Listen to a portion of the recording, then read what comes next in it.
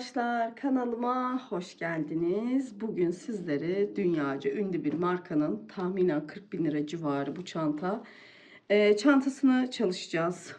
Şimdi şöyle bir kitim var. Baştan belirtiyorum. Kitleri kullandığım ip miktarını açıklamalar kısmına nereden aldığımı yazacağım arkadaşlar. Mutlaka açıklamalar kısmını okuyun. Orada bilgi veriyorum. Şimdi arkadaşlar bakın şu şekilde çantamı çalıştım. Bu arada kusura bakmayın nasılsınız diye sormadım. Çok heyecanlıyım çünkü bayağıdır bu çantanın üzerine çalışıyorum. Çok da güzel oldu bence. Çok da talep gören bir çantaydı. Ben de bitirdim. Çok mutluyum. Şimdi öncelikle nasılsınız? Umarım hepiniz iyisinizdir. Kanalıma tekrardan hoş geldiniz.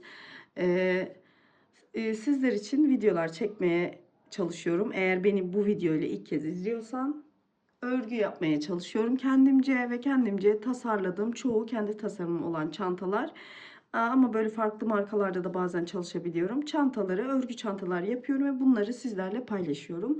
Beni ilk kez tanıyorsan, görüyorsan kanalıma hoş geldin. Abone değilsen lütfen abone ol. Abone olmak ücretsiz. Ve Instagram sayfamdan da arkadaşlar beni takip edebilirsiniz. Bazen yazmayı unutuyorum videoları editlerken. O da yine aynı şekilde Ede Tasarım.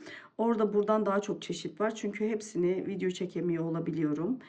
Çekebildiklerimi YouTube kanalımda paylaşıyorum sizlerle. Bugün de sizlerle bu çantayı çalışacağız arkadaşlar. Tahminim bugün başlarım, bir hafta içinde anca biter diye düşünüyorum. En erken yani. Çünkü video çekmek gerçekten çok zahmetli. Bu işte uğraşan arkadaşlar bilir ama zor yani. Şimdi arkadaşlar çok konuştum, videoya geçeceğim. Şimdi böyle bir kitimiz var. Dediğim gibi açıklamalar kısmını mutlaka okuyun. Kiti ve ipleri nereden aldığımı oraya yazıyorum. Şöyle bakın, bir tabanı var ve oldukça geniş. Şimdi ölçülerini vereceğim. Şimdi bu siyah rengi. Ben sizinle taban rengi olanı çalışacağım ve krem renkle çalışacağım. Biliyorsunuz çantanın orijinali bu renk ama bu renkte bence gayet güzel ve kullanışlı oldu. Şimdi ölçü vereceğim arkadaşlar. Şöyle bir tabanım var. Dediğim gibi kiti aldığım sayfayı açıklamalar kısmına bırakacağım arkadaşlar. Oradan bana hediye geldi bunlar. Şimdi bakın arkadaşlar, tabanı şu şekilde 21 santim genişliğinde, yüksekliği de şöyle 13 santim 13,5 santim yüksekliğinde. Ama dediğim gibi kiti aldığınız zaman zaten ayrı almanıza gerek yok, bunu kitli alıyorsunuz. Ve şöyle kitin bakın, şöyle uzunu şöyle 50 santim arkadaşlar, bayağı da geniş bir yani çanta. Şöyle çift sapı var, bakın oldukça kullanışlı. Şöyle şimdi önce tabandan başlayarak yukarı çıkacağız. Sonra örgümüz bitince burayı tığlama yapacağız. Ve elimizle, bakın burada ben elimle diktim. Orijinalde de öyle yapmışlar. Şöyle bakın, iğne yardımıyla şöyle birleştireceğiz örgüyle kitimize. Şimdi arkadaşlar ben burada şöyle krem rengi, bakın Koreka'nın rafyasını kullanacağım. Bu rafyayı iki kattan çalışacağım. Çünkü çantanın orijinalinde arkadaşlar tok bir yapısı var. Fotoğrafını bırakabilirsem, koyabilirsem koyacağım.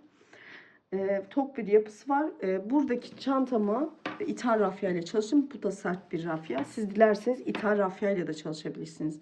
Yerli rafyalarda da iki kat çalışabilirsiniz. Ben o şekilde deneyeceğim. Tabii tercih yine size kalmış. İstediğiniz şekilde yorumlayabilirsiniz. Şimdi yapımına başlayalım arkadaşlar çantamızın. Evet arkadaşlar, şimdi tabanımızı örmeye başlayacağız. Bakın şöyle şu şekilde kenarlarını ayırdım. Burada tabanın kitin içindeki tabanla çalışıyoruz. Buradaki sayılara göre bana göre en uygun köşeler buralarda. Bakın. Burada ortada 2, 4, 6, 8 tane boşluk kalacak şekilde şu köşe uçlarını belirledim. Bakın benim için köşeler buralar ideal. Burada sadece bu belirlediğim noktalarda 3'er kez batacağım. Diğer kısımlara 2'şer kez batacağım. Burada arkadaşlar ince bir tığ kullanıyorum. 3.25 milim. Çünkü delikler ince olduğu için 2 kez battığım için geçirmesi kolay olsun diye. Bir tane de şöyle 4 milim tığım var. Deri tabanları tığlarken bu şekilde tığlıyorum ben. Daha düzgün duruyor ve çantayı 4 numarayla ördüm. modelde gösterdiğim çantayı. Burada da 2 kat ip kullanacağım. 4 ya da siz kendi elinize göre 4,5, 4,25 gibi bir iple de örebilirsiniz.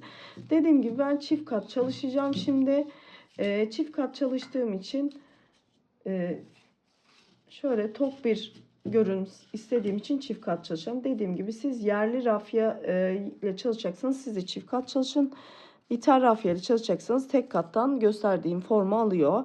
Şimdi bakın arkadaşlar, tabanınızın düzü yani dışta kalacak yeri size bakacak. Önce ben genelde birleştirmeli çantalarda, yani eğer eklenerek devam eden bir örnekse tabanın yan kısımlarından başlamayı tercih ederim. Burada 8 tane ayırdığım için direkt ortadan olmuyor. Çünkü şimdi ben bu kenarlarını biraz daha yana yaparsanız 10 olur. Hani onu da o şekilde ayarlayabilirsiniz. Ama tam ortada olmasa da kenardan şöyle bakın. Bakın 1, 2, 3. Şöyle dördüncüden başlayacağım. Burada önemli olan hani çantanın orta kısmından değil şu kenar kısmından başlamak. Yani buna dikkat ediyorum. Eğer birleştirmeli bir çanta, bir örnek kuruyorsam. Şimdi şöyle bu kısım biraz zorlayıcı olabilir. Yavaş ve biraz sakin olun arkadaşlar. Dikkatli hani ipinizi çekmeye çalışın ki ipte böyle deformasyon olmasın. Şimdi ipimi şöyle alıyorum. Tabanımın önü bana bakıyor. Bakın. Ve ipimi alamadım. Yani olabiliyor böyle şeyler. Şimdi şöyle dikkatlice delikten doğru çıkarıyorum. Şimdi ipimi çıkardım arkadaşlar. Şöyle bir kilitliyorum. Şimdi bunu kilitledikten sonra diğer tığımı buraya takıyorum. Buradan kaçmasın diye. Tekrar aynı deliğe tığımı sokuyorum. Bakın şunu da yürütüyorum arkadan. Tekrar aynı şekilde ipimi dikkatlice çekiyorum. Tığımı çıkarıyorum. Ve öbür tığımı koyup şöyle ilmeğimi çıkartıyorum. Tekrar aynı tığı koyuyorum. Hemen bir yana geçiyorum. Burada ipimi de yürütüyorum bu arada arkadan fazlalık olanı. Şimdi tekrar bakın şöyle ipimi yukarı çekiyorum. Buradaki tığımı çıkarıyorum. Sonra işlediğim tığı alıp ikisini birlikte örüp şöyle bir sık iğne. Şimdi tekrar takıyorum. Tekrar aynı noktaya. Tekrar ipimi çıkarıyorum. Tekrar tığımı alıp şöyle ikisini bir aynı tığa alıyorum ve şöyle sık iğnemi yapıyorum. Şimdi arkadaşlar burada bu tığ takmamın sebebi. Şimdi bunu Instagram'da paylaştım. Çok soran olmuş. Bakın arkadaşlar bunu takmadığınız zaman şimdi sık iğne yapacağız değil mi? Şimdi bunu aşağı doğru tığımızı indirmemiz gerekiyor. Bunu yukarı çekiyoruz. Bakın bu şekilde de oluyor. Bakın.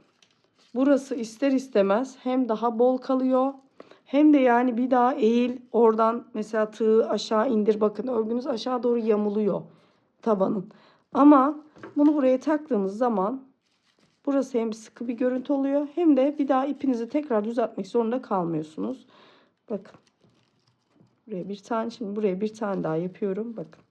Oldukça kolaylık oluyor ve ipinizi daha şu tabanın daha muntazam durmasını sağlıyor. Tekrar bakın bunu buradan çıkarıyorum. İkisini aynı tığıma aldım. Şimdi tekrar bakın şöyle sık iğne. Şimdi arkadaşlar komple tabanı göstermeye gerek yok. Hem video uzaması hem sıkılmayın. Aynı şekilde sadece şu işaretleyici koyduğumuz yerlere üçer kez batıyoruz. Sadece buralara. Diğerleri her bir deliğe ikişer kez olacak şekilde sık iğnelerimizi yapıp şurada birleştirme noktasında görüşüyoruz. Evet arkadaşlar bütün tabanı bakın bu şekilde tığladık. Şimdi şu dediğim gibi kenarlarda üçer tane, diğer yerlere ikişer kere battık. 3,25 milim tığla bu işi yaptık. Şimdi arkadaşlar bakın şurada hemen şu ince tığımla hemen buraya geçiriyorum. Diğerinden kaydırıyorum bak. İçinden geçirdik. Bakın şimdi bir zincir yaptık. Şimdi hemen yanındakinden yine aynı tığla devam ediyorum bu ilk sırayı. Şimdi her birinin tepesine bir sık iğne yapıyorum. Burada hiçbir arttırma yok. Şu anda sadece şu sık iğnelerimin kenarlarına sık iğne ile dönüyorum arkadaşlar. Şimdi bakın, burada elinizi çok sıkmamaya dikkat edin. Şimdi her birinin şöyle, bakın şöyle bir sıra sık iğne dönüyoruz. Tekrar birleşim noktasında görüşüyoruz.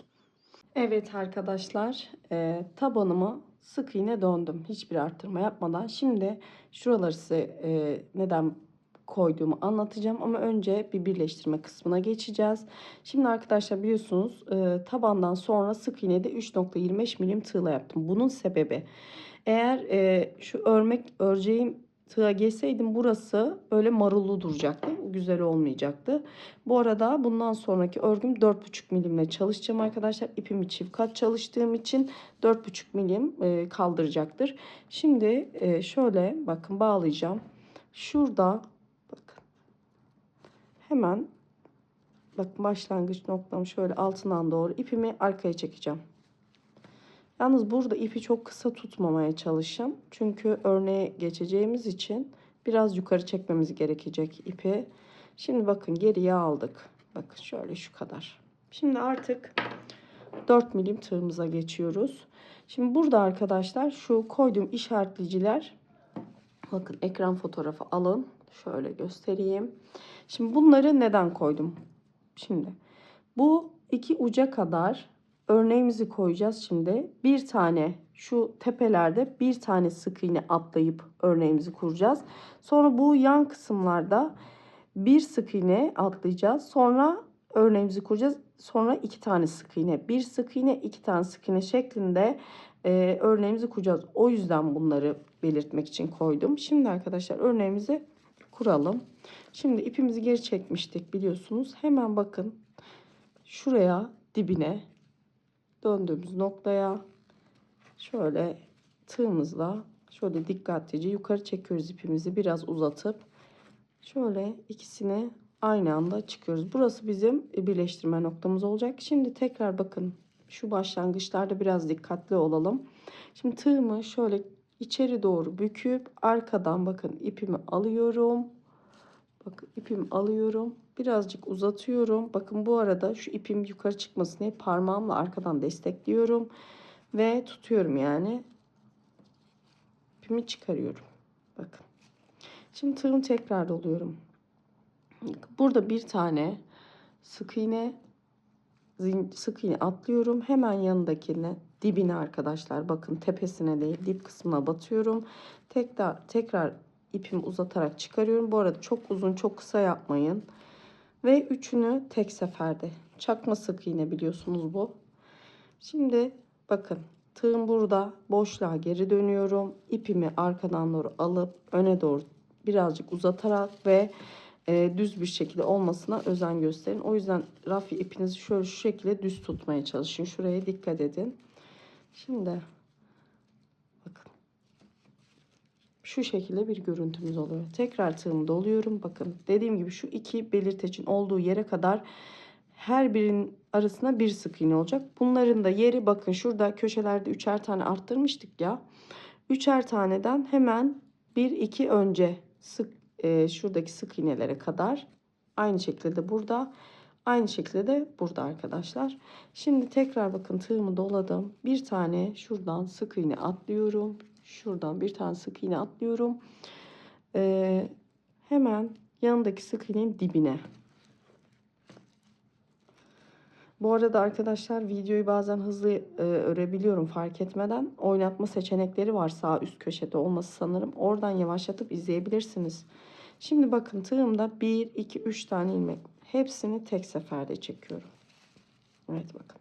Şimdi tığımı bu boşluktan içeriye doğru batırıyorum. Arkadan ipimi alıp şöyle uzatıyorum biraz. Ve tığımı çıkarıyorum. Biraz yaklaştırayım size. Evet. Şimdi tekrar tığımı doluyorum. Bir tane sık iğne atlıyorum. Hemen diğerinin dibine. Yani tabanla sık iğnenin arasına batıyorum. Şimdi tekrar bakın uzattım ilmeğimi. Ve 1, 2, 3. Üçünden tek seferde çıkıyorum. Şimdi şu aradaki boşluktan tığımı tekrar içeri sokuyorum. İpimi alıyorum. Dediğim gibi bu kısımda biraz hani şu ipinizi olabildiğince düz tutmaya çalışın. Şimdi şöyle çıkarıyorum. Şimdi tekrar arkadaşlar bir tane sık iğne atlıyorum. Diğerinin şöyle bakın dibine. Şöyle. Bu kısım biraz zorlayıcı olabilir. Çünkü alt kısmı küçük numaralı bir tığla ördüğümüz için bu kısımda zorlanmanız çok normal. Yalnız dikkatli olun. İpiniz kopmasın yani yavaş. Sonra bakın. Üçünü şöyle tek seferde. Tekrar tığımı doluyorum. Pardon. Şimdi aynı geriye doğru batıyorum.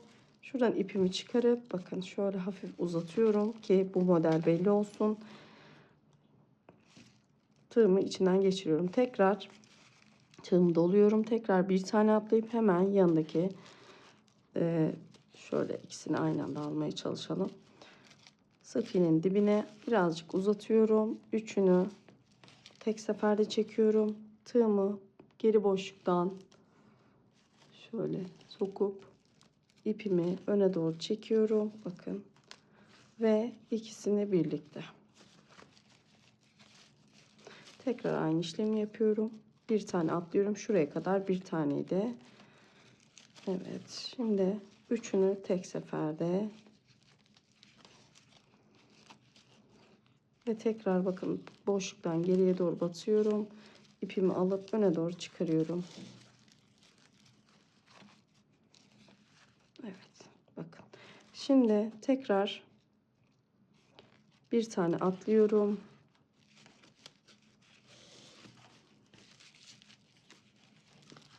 Evet. Bakın.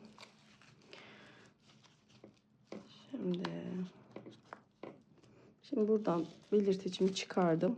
Şimdi tekrar bakın, şöyle evet aynı işlemi tekrarlıyorum.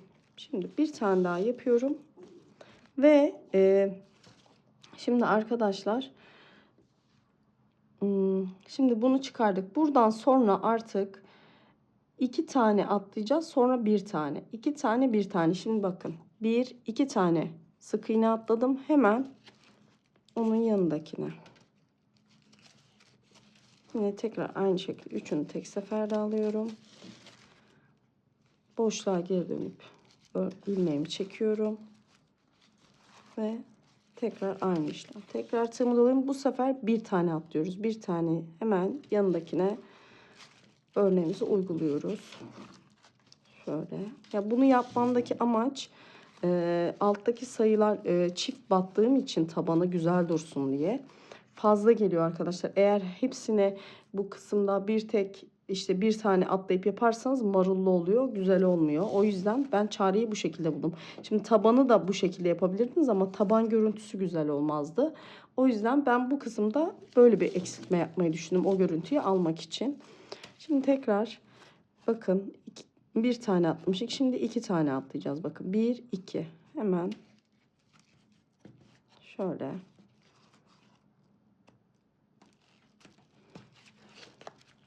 Şimdi bu sırada bu şekilde dönüşümüzü yapıyoruz ve arttırma olmayacak. Bu bakın trabzan gibi görünen şeylerde. Bir üst sırada arttırmalarımız başlayacak. Onu da beraber yapacağız. Arkadaşlar buraya kadar videomu izlediyseniz lütfen beğenip like yapın arkadaşlar. Hype puanını unutmayın lütfen. Ücretsiz, hepsi ücretsiz. Bir seferde 3 kereye kadar gönderebiliyorsunuz. Şimdi abone olmayanlar da lütfen abone olsun, o da ücretsiz. 50.000 olalım ne olursunuz ya, artık çok az kaldı artık yani. Kendime bir hedef koydum, ona ulaşmam lazım. Bir tane atlıyoruz ve şuraya yapıyoruz. Şimdi arkadaşlar olayı anladınız. Bir dakika şimdi video çok uzamasın. Çok uzun olunca da hani sıkıcı olabiliyor. Şimdi bu uçlara gelene kadar iki tane sık iğne bir tane sık iğne, iki tane sık iğne, bir tane sık iğne atlayarak bu modeli kuruyoruz. Burada yine bu köşede başlıyoruz arkadaşlar. Şu iki köşe arasında yine bir tane sadece sık iğne atlıyoruz bu köşeye kadar. Burada tekrar iki tane sık iğne atlıyoruz. Sonra örnek, sonra bir sık iğne, iki sık iğne, örnek, bir sık iğne şeklinde buraya kadar aynı şekilde yapıyoruz. Burayı da yine aynı şekilde birer tane olmak kaydıyla şurada birleşim yerine kadar yapıyoruz arkadaşlar. Evet arkadaşlar, sıra sonuna kadar geldik. Şimdi buradaki işaretleyicilerimi çıkardım. Söylediğim şekilde sıralarımızı yaparak örneğimizi kurduk. Şimdi ikinci sıraya geçeceğiz. Burada bir sıra sık iğne, bir sıra bu trabzanlardan, yarım trabzanlardan kuracağız. Şimdi şöyle en sonuncuyu yaptık arkadaşlar. İpimizi azıcık hafif uzatıyoruz, fazla değil. Şöyle bakın. Şurada ilk başta yaptığımızın, bak şurada tepe noktasına şöyle içeri giriyoruz. Ters taraftan doğru tığımızı alıyoruz. Şöyle ipimizi arka tarafa çekeceğiz. Dediğim gibi çok sıkı yapmayın burayı. Bakın. Şu ipimizi arkaya alıyoruz. Şimdi burada bir sık iğne yapacağız. Yalnız sık iğneyi bakın şu çektiğimiz ipin tam ortasından ilk önce tığımızı batırıyoruz. Bakın. İpin ortasından şöyle, bakın şöyle batırıyoruz. Sonra bu ilmeği de alıyoruz. Şimdi bir sık iğne yapıyoruz. İlmeğimizi geçiriyoruz. Şimdi burada sık iğneler, şurada boşlukları yapılmayacak. Bakın arkadaşlar, şöyle şu şekilde değil. Burada bakın şura ilmeklerin hemen şöyle ara kısmından doğru. Şöyle de göstereyim. Arkasını bakın. Buradan değil. Şu başak modelin hemen altından yapıyoruz. Ve elimizi burada da çok sıkmamaya dikkat edin. Şimdi bu sırayı bakın. Şurada örneğin hemen, bakın şurada başak modeli görünüyor. Onun hemen şöyle tekrar göstereyim. Bakın şuradan tepesinden altından doğru ilmeğimizi çıkarıyoruz. Ve sık iğnemizi yapıyoruz. Bakın şimdi yanda zaten şurada boşluğu görünüyor. Bakın şurada ortada. Buradan değil. Dikkat edin. Bu taraftan doğru sık iğnemizi yapıyoruz. Hemen yana bakın şurada zaten başak modelimiz görünüyor. Onun hemen bakın şöyle altından.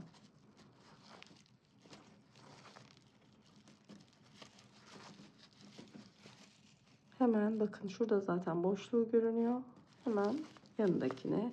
Şimdi bu sırayı da bu şekilde devam ediyoruz. Ta ki şurada birleşim noktamıza gelene kadar. Evet arkadaşlar, bütün bakın gösterdiğim şekilde sık iğnelerini tamamladım. Şimdi buralara bakın şöyle belirteçler taktım yine. Şimdi bu kısımlarda artırma yapacağım. Bir de şu ortada yapacağım. Burada dönüşte yapacağım. Burada da tekrar bir arttırmamız olacak. Orayı zaten size göstereceğim. Önce ana hatlarını şöyle bir işaretledim. Şimdi arkadaşlar toplamda şuradaki bakın trabzanlarım, yarım trabzanlarım 54 adet oldu bende. Şimdi üzerlerine sık iğneme gittim. Şimdi şu iki arttırma noktasının arasına 2, 4, 6, 7 tane bakın boşluk kaldı. Şu 1, 2, 3, şu dördüncü kısımda da tekrar bir arttırmamız olacak arkadaşlar. Şimdi bakın. Şimdi buraya kadar geldik. Şimdi ipimi birleştirip örnek kuruluma başlayacağım. Şimdi şuradan bakın. Şöyle önce şurada bakın bir tane daha sık iğnem kaldı. Onu hemen yapıyorum. Şimdi arkadaşlar şuradan bakın. Hemen şuradan tığımı geçiriyorum. İpimi şöyle arka tarafa alıyorum. Biraz uzun bırakın. Çok kısa değil yani bu kısmı. Çünkü trabzan kuracağız. Yarım trabzan. Şimdi bunu aldıktan sonra şu ipimi arkadan doğru şöyle alıyorum. Bakın bu tarafa. Şimdi şurada bakın yerinde belirttim. Şurada bakın hemen şu uzunca görünen kısmın arka tarafından alt kısma doğru iniyorum. Buradan tekrar ipimi çıkarıp yukarıda uzatıyorum. Tekrar aşağıda gösterdiğim gibi burası yine benim birleştirme noktam. Tığımı şöyle kendi etrafından arkaya doğru alıyorum. Bakın. Şurayı çok uzun bırakmayın. İpimi tekrar alıyorum. Şöyle. Ve şunu tutuyorum bu arada arkadaşlar, kaymasın diye. İkisini tek seferde çıkıyorum. Şimdi tığımı doluyorum. Bakın arkadaşlar. Şurada ben direkt şu orta kısmının üstüne denk gelsin diye bu şekilde yapıyorum. Ama şuradan da batabilirsiniz yan kısma. Hangisi kolay gelirse. Ben şöyle bakın şu biraz daha ikisinin orta kısmından doğru batıyorum. İpimi hafif uzatıyorum. Burada şu ipi tutma şekliniz önemli arkadaşlar. Bakın böyle çok böyle hani karışık bırakmayın. Şimdi tekrar bakın 1 2 3'ünü tek seferde çıkıyorum. Şimdi tekrar boşluğa geri dönüp ipimi alıp şöyle çıkıyorum ve ikisini tek seferde. Tekrar bakın arkadaşlar. Şuradan batabilirsiniz. Dediğim gibi ben daha şöyle bir orta kısmından batıyorum. Bakın. Şöyle aşağı doğru ki biraz daha üstüne denk gelsin diye. Tekrar üçünü tek seferde çekiyorum. Şöyle ipimi düzeltiyorum. İnanın arkadaşlar bu örneği oturtmak hiç kolay olmadı. Gerçekten hani sayıları taban her kit farklı olduğu için ben bu kite göre uyarladım. Sayıları oturtmak gerçekten uzun sürdü. Size bu aşamaya gelene kadar gerçekten çok uğraş verdim. O yüzden lütfen beğenmeyi unutmayın. Abone olun. Şimdi tekrar aynı şekilde. Şimdi bakın arkadaşlar. Şu kısımdan da batabilirsiniz. Aradaki farkı göstereceğim size şimdi bakın. Buradan da yapabilirsiniz. Şöyle bakın. Şu ara var ya. Buradan batınca görünüm şu şekilde oluyor. Bakın. Biraz daha yan duruyor. Ben biraz daha geriden batıyorum. Daha böyle alttaki trabzana yakın oluyor. İki türlü de çalışılabilir. Yani size kalmış, zor geliyor diye. Bakın ben şöyle şuradaki bakın, ilmeğin de şöyle ortasına batıyorum ki biraz daha trabzana eşit boyda olsun. Yani aynı hizada gibi dursun. Şimdi bakın yaptım. Şimdi şurada arttırma noktalarımız bunlar arkadaşlar. Şimdi ilk arttırmamızı şurada yapacağız. Şimdi tığımı doluyorum. Şöyle yine bakın şöyle arkadan. Yanlış yere batmışım. Arada oluyor tabi. Şöyle ortasından doğru aşağıdan doğru batıyorum. Uzatıyorum tekrar. Şimdi aynı şekilde bir tane yarım trabzanımızı buraya yapıyoruz. Tekrar ipimizi alıp öne çekiyoruz. Yani artık modelimiz bu. Model diyorum buna artık. Birinci modelimizi kurduk. Tekrar tığımızı doluyoruz. Aynı noktaya bir ikinci yapıyoruz. Şimdi sadece kenarlarda artışımız var. Bir de şurada artışımız olacak uçta. Orta kısmında burada yok artış arkadaşlar. Orta kısımlarda her birinin üstüne bir tane. Şimdi tekrar üçünü tek seferde çekiyorum. Tekrar tığımı geri alıp ilmeğimi öne doğru çıkarıyorum. Bakın şu kısım önemli. Bakın arkadaşlar. Şu kısım. İpinizi burada düzgün tutmaya çalışın. Hani modeli gösteren bence bunlar. Şimdi tekrar arttırmalar zaten artık kendini belli ediyor arkadaşlar. Buraya bir yırteç koymaya gerek yok. Zaten şu kenarlarda bir tane ortada yapacağız şu an. Bunlar zaten ikişer tane olduğu için belli oluyor. Şimdi hemen yandakine geçiyorum. Bakın ben şuradan doğru batıyorum bakın. Direkt şöyle arka tarafa, burası biraz zorlayabilir. Yavaşça yapın. İpiniz zedelenmesin. Tekrar üçünü tek seferde geri dönüyorum. İpimi alıyorum. Şöyle düzgünce çekmeye çalışıyorum. Bunu şimdi zor gibi görünebilir ama yaptıkça gerçekten eliniz pratikleşiyor. Şimdi devam ediyorum arkadaşlar. Ta ki her birinin üzerine bakın. Burada bir tane sık iğne atlıyoruz. Şu ikinci sık iğnenin olduğu dibine doğru batabilirsiniz. Yani ben burada sık iğneyi baz almıyorum. Şuradan bakın. Şu alttaki örneğin ortasına batmayı baz alıyorum. Ama sık iğne baz alırsanız şu ikincinin altına denk geliyor. Şimdi her birinin üzerine bir tane yapıyoruz. Burada yine aynı şekilde bakın. Şöyle işaretleyici yaptım. Burada arada 2, 4, 6, 7 tane tekli trabzan kalıyor. Ortadakine arttırma yapacağız. Şimdi buraya kadar geliyorum. Şuraya da bir arttırma yapıyorum. Burada yine 2 tane aynı burayı yaptığım gibi. Sonra ortada bir arttırmamız olacak.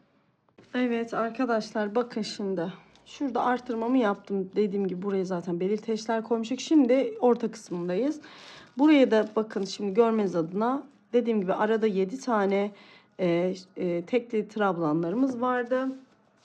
Bunun 3 bir tarafta kaldı. 3 bir tarafta artırma noktası bakın burada. Bir tane de buraya yapacağız. Şu arada 2, 4, 6, 7 tane. Bunun 1, 2, 3. yaptık. Dördüncüye burada bir arttırmamız daha olacak. Şimdi bunu buradan çıkarıyoruz. Yine aynı şekilde aynı noktaya 2 kez tekli trabzan yapacağız. Yani bu modelimizden. Şimdi ipimizi tekrar doluyoruz. Yine bu noktaya şöyle orta kısmından batıyoruz.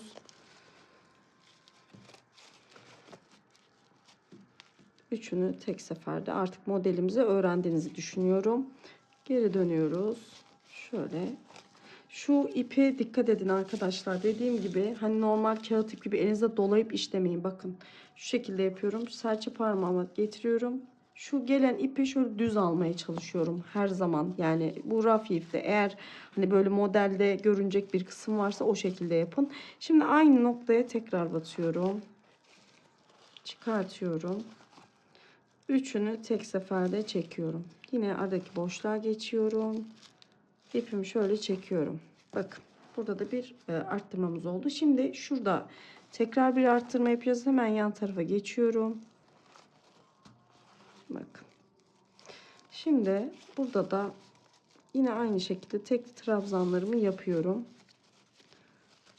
Ben burada söylemiştim başta 4,5 milim kullanıyorum ama 5'te kaldırır. Yalnız resimdeki benim gördüğüm orijinal resminde tok bir yapıya sahip gibi göründüğü için bana ben bu şekilde yapıyorum. Siz daha yumuşak isterseniz 2 kat çalışacaksanız 4,5-5 kaldırır. Ben diğer yaptığım modeli yani sayfa başına gösterdiğim modeli ithal rafya ile ve 4 numarayla ördüm tek kattan. Yani o da çok güzel oldu. O da gayet formlu. Hani iki ipten de denemek istedim açıkçası nasıl duruyor. O yüzden farklı farklı iplerle hem size bir seçenek olsun. Duruşlarını görün. O İtalya rafya ile yaptığımda çok güzel oldu ve rengi çok tatlı bir renk onun arkadaşlar.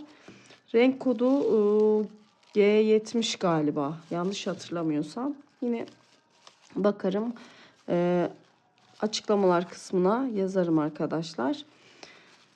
Şimdi bu arttırma noktasına kadar gidiyoruz. Şimdi burada yaptığımız işlemin aynısını orada da yapacağız. Şöyle ipimizi doluyoruz, alıyoruz. Artık yani modelimiz bu. Şimdi burada da aynı şekilde bakın arkadaşlar geldik. Aynı şekilde aynı noktaya 2 kez örneğimizden koruyoruz. Bu biraz zorlayıcı olabiliyor evet ama ben hani hem dikkatli hem çantaya zarar gelmesin hem de size biraz daha yavaş yapmaya çalışıyorum. Şimdi tekrar tığımı doluyorum. Aynı noktaya bir kez daha batıyorum. Şöyle tek seferde üçünü bir çıkarıyorum. Tekrar bu ortadaki boşluktan giriyorum. İçerideki boşluktan bakın. Şöyle ipimi şöyle düzeltiyorum. Şöyle. Evet. Bakın. Şimdi her birinin tepesine tek yine yapıyoruz. Şurada aynı bu şekilde ayırdığımız işareticinin geldiği yere buraya da ikişer kez. Şurada bakın orta noktamız var. Burada arttırma yaptık. Burada da tekrar aynı yere başlangıç noktasına batıp bir tane daha yapacağız. Buradaki arttırmamızı da bu şekilde tamamlayacağız. Şimdi dediğim gibi her birinin üzerine birer kez batıyoruz. Yapıyoruz örneğimizi. Burada da tekrar bir arttırmamız var. Buraya gelince zaten birleşimi gösterip üst sıraya çıkacağız. Evet arkadaşlar bakın. Şimdi burada iki kenarda arttırmamızı yaptık. Burada da aynı şekilde bakın arttırmalarımız zaten görünüyor. Büyük örnek olduğu için. Şurada ortada da yapmıştık biliyorsunuz. Şimdi bu ortada yapacağız. Burada başlangıçta zaten bir tane batmıştık. Şimdi aynı noktaya bir tane daha tekli trabzanımızdan yapıyoruz. Ve buradaki arttırmamız da bu şekilde oluşmuş oluyor. Bakın.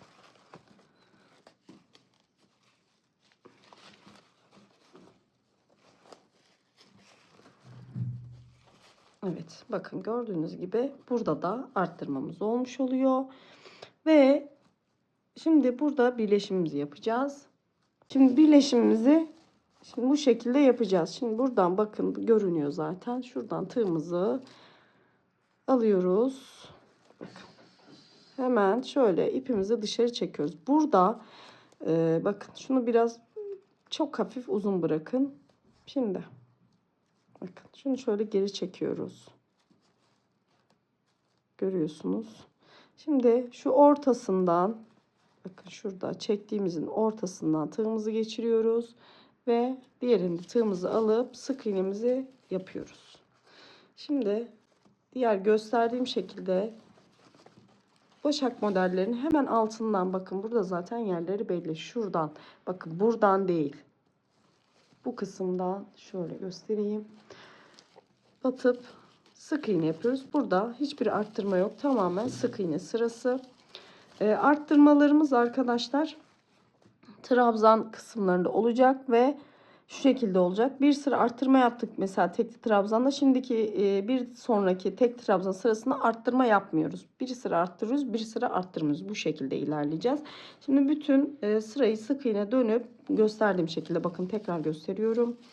Şurada bakın başak modelinin hemen şöyle tığımızı altından doğru geçirin. Bakın bir kere daha gösteriyorum. Şu yandaki, bakın başak modelinin hemen şu alt noktasından, kesinlikle buradan değil, şuradan değil. Hemen şu alt noktasından geçirip sık iğnelerimizi yapıyoruz. Bakın şöyle bir görüntü oluyor. Şimdi bütün sık iğnelerimizi yapıp gelelim. Evet arkadaşlar, sık iğne sıramızı döndüm. Bakın şöyle bir hal aldı. Şimdi burada birleştireceğiz. Yalnız birleştirdiğimiz noktaya şurada dikkat edelim. Bakın sonuncu sık iğnemizi de yaptık. Şimdi şuraya sık iğne yapmıyoruz. Buraya dikkat edin. Bakın burası birleştirme noktası. Hemen bakın şurada. Bakın onun yanında, bakın şöyle ipimi arkaya alacağım. Şimdi bakın burası zaten kaydırma yaptığımız nokta. Hemen yanındaki başak modelin bakın arkasından doğru şöyle bakın tığımı geçiriyorum. Burada bunu biraz uzun bırakıyoruz. Yukarıdan çünkü örnek kuracağız yine. Bakın şöyle çektik. Şimdi ipimizi onun arkasından alıyoruz. Şimdi bu sırada tek yarım trabzanlarımızı yapacağız ama arttırma yok. Sadece düz her birinin üzerine bir tane gelecek şekilde trabzan yapıyoruz arkadaşlar. Şimdi başlıyorum. Dediğim gibi hiçbir arttırma yok bu sırada. Şimdi tığımı dolamadan başlangıcım hep aynı şekilde oluyor. Şuradan yine şöyle çıkartıyorum. Bakın. Sonra tığımı arka tarafa doğru alıyorum. Yine başlangıç çektim. Şöyle şurayı elimle tutuyorum kaymasın diye. Ve devam ediyorum. Bakın. Şuradan gösterdiğim şekilde şöyle batırıyorum. Artık modelimizi öğrendiğinizi düşünüyorum. Tekrar alıyorum, uzatıyorum. Bu kısımda dediğim gibi ipinizi oldukça düzgün tutmaya çalışın. Bakın arkadaşlar şöyle olabildiğince orta kısmına doğru batıyorum. Dediğim gibi yana da olur, fark etmez. Hani siz olabildiğince bu şekilde yapmaya çalışın. Şimdi arkadaşlar şöyle, evet. Şimdi bütün hepsinin üzerine birer kez olmak kaydıyla batıyoruz. Ondan sonra arkadaşlar yine birleştiriyoruz. Burada sık iğne sırasına geçeceğiz. Yukarı çıkıp bir sıra sık iğne örüyoruz. Zaten burada nasıl birleştirdiğimizi göstermiştim sık iğne sırasında. Aynı şekilde burada da bütün hepsinin üzerine birer kez tekli trabzanımızı, yarım trabzanımızı yapıyoruz. Yukarı çıkıp bir sırada gösterdiğim şekilde sık iğne yapıyoruz. Birleştirmeyi zaten göstermiştim. Video çok uzun olmasını istemediğim için, hani sıkılmayın diye, zaten nasıl birleşip yukarı çıktığımızı gösterdim sık iğne sırasına da. Bir sırada sık iğne dönüp tekrar arttırma sırasına geçeceğiz. Evet arkadaşlar, bakın sık iğnelerimizi de yaptık. Şimdi arttırma noktasındayız. Tekrar biliyorsunuz bir sıra arttırmamıştık. Şurada bakın. Şu arttırma noktalarımız vardı aşağıda, bakın şöyle Bir tanesi burada, bir tanesi ortada, bir tanesi de kenarda. Bakın zaten görünüyor. Şimdi bu arttırma noktalarının bakın şöyle biraz ortaya doğru çekeceğim. Şimdi arttırma noktasının ilk ucu burada. Bakın ucu burada. Şimdi buraya değil hemen bir yanındakine, yani şöyle çaprazında kalıyor. Buraya arttırma yapacağım. Buradakini de bakın şöyle buradakine bakın. Bir üstünde değil hemen yanındaki kısma koyacağım. Arttırmaları şöyle uç tarafa doğru toplayacağım.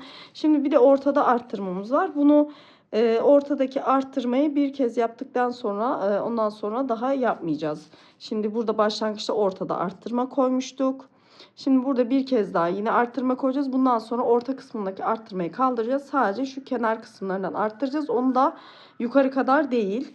Şimdi bakın bu köşelerde de aynı şekilde işaretlerimi yaptım. Bakın aşağıdaki arttırmam burada. Hemen bakın bunun üstündekini değil bir yanındakine şöyle çapraz şeklinde. Bakın şöyle ekran görüntüsü alabilirsiniz. Bakın arttırmam burada. Şu üst kanadının değil onun hemen bir yanı. Şimdi burada birleştirmemi yapıyorum. Birleştirme yaptıktan sonra arttırma, yani aynı noktaya, o gösterdiğim noktaya iki tane tekli trabzan yapacağız. Şimdi bakın sonuncuyu da yaptım. Burada şöyle hemen şuradan birleştirmeleri artık öğrenmişizdir diye düşünüyorum.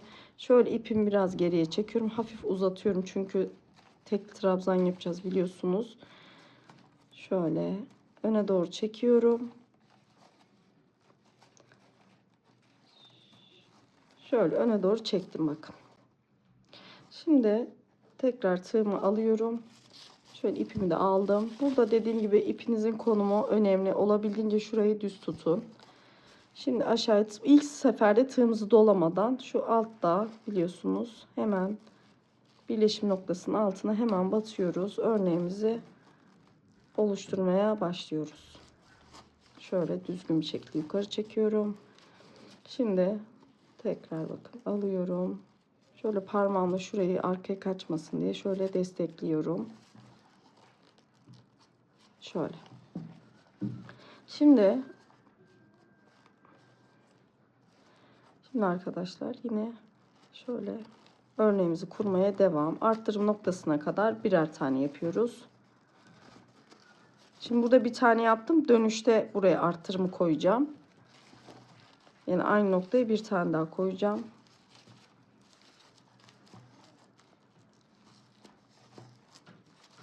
Evet, şimdi tekrar yandaki örneğin dibine.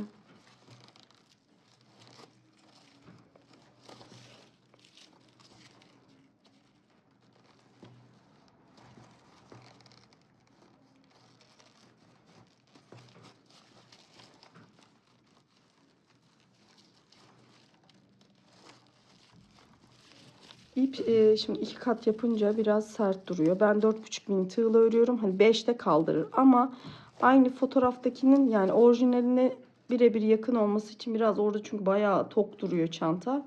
Biraz zorlayıcı olabilir ama sonuç güzel olacak. Şimdi arkadaşlar bakın arttırım noktasına geldik. Buraya iki tane. Yani aynı noktaya iki tane modelimizden koyacağız. Şöyle aşağı doğru. Ya bir de ben biraz fazla sıkı işliyorum arkadaşlar. Elim sıkı, yani istemsizce yapıyorum bunu. O yüzden de biraz hani içlerine batmak benim için zor olabiliyor. Şimdi bir tanesini şöyle koyuyorum. Gördüğünüz gibi ipimi olduğunca düzgün yapmaya çalışıyorum. Hani elimden geldiğince düzgün şekilde almaya çalışıyorum. Bakın. Şimdi tekrar aynı noktaya bir tane daha. Şimdi zaten arttırmalar kendini belli ettiği için ben aslında ilmek belirleyici takmıyorum ama işte siz daha kolay anlayabilin diye ilmek belirleyiciyle gösterdim yerini. Şimdi arkadaşlar bakın. İki tane arttırma yaptım. Bakın biri burada. Biri hemen şöyle çapraz bu tarafına doğru, yani köşe uç kısmına doğru çekmiş oldum modeli. Şimdi diğerlerini şöyle bir tane, hepsinin tepesine yine aynı şekilde bir tane olacak şekilde modelimizi koyuyoruz. Bakın arkadaşlar burada yine arttırma noktasına geliyoruz. Burada da iki tane arttırıyoruz. ve devam edeceğiz. Evet arkadaşlar, bakın burada şu işaretleyici arttırdığım yere kadar geldim. Buraya bir tane arttırdım. Şimdi burada da arttıracağım. Şimdi bir de şu aşağıda orta kısmı bir arttırmamız vardı. Bunu da burada son kez yapacağız. Sonra üst kısımlarda bu arttırmadan yaptığımız zaman ortada arttırma yapmayacağız. Şimdi bakın arkadaşlar, bir iki tane şuraya yine modelimden yapıyorum. Şöyle tekrar bakın. Ay, pardon, yanlış yaptım. Bir tane yaptım. Şimdi hemen yandakine de geçiyorum. Buna da bir tane yapıyorum. Şöyle. Bakın. Şimdi buna da örneğimizi koyuyoruz. Bakın. Zaten örgü şöyle açılmaya başladı, fark ettiyseniz. Şimdi buraya bakın arkadaşlar. Hemen yan taraftakine 2 tane batacağım. Şimdi burada zaten şöyle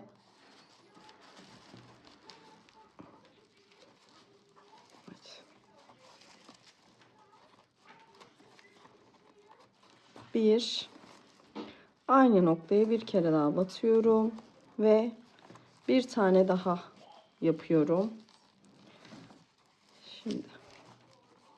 Şimdi arkadaşlar, burada şu işaretleyicimin olduğu yere kadar yine birer tane yapıyorum.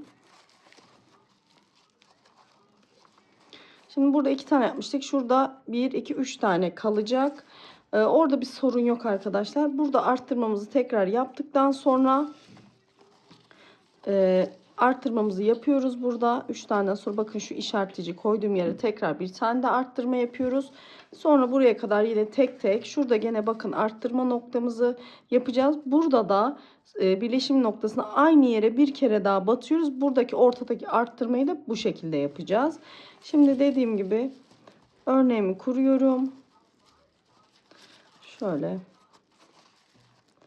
Şimdi çanta zaten biraz detaylı anlatıldığı için elimden geldiğince anlaşılır ve hani kısa yapmaya çalışıyorum. Hem siz sıkılmayın hem de ben de videoyu düzenlerken daha kolay düzenleyebileyim. Çünkü uzun olunca yüklemesi gerçekten çok zor oluyor. Şimdi şu sonuncuyu da yapıyorum.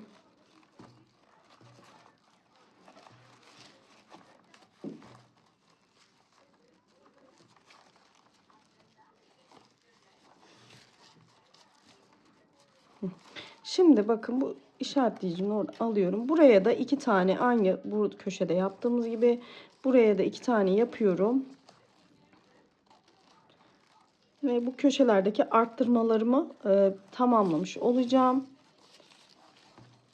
Bu arttırma sırasından sonra bir sıra sık iğne sıramız var. Ondan sonra bir sıra hiç arttırma yapmadan trabzan sıramız var. Biliyorsunuz bir sıra hiç arttırma yapmıyoruz. Ay, yanlış yere bakmışım. Pardon, hemen yanına. Bir yandan kamerayı gözetliyorum çünkü elim görünüyor mu diye. O yüzden bazen kaçırabiliyorum. Şimdi bu arada arkadaşlar, videonun sağ üst kısmında oynatma hızı var. Hızlı yaptığımı düşünüyorsanız oradan yavaşlatabilirsiniz. Şimdi aynı noktaya bir kere daha batıyorum. Şöyle.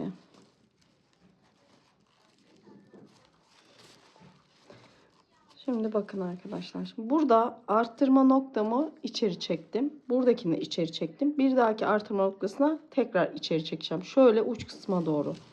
Zaten sürekli artmayacak.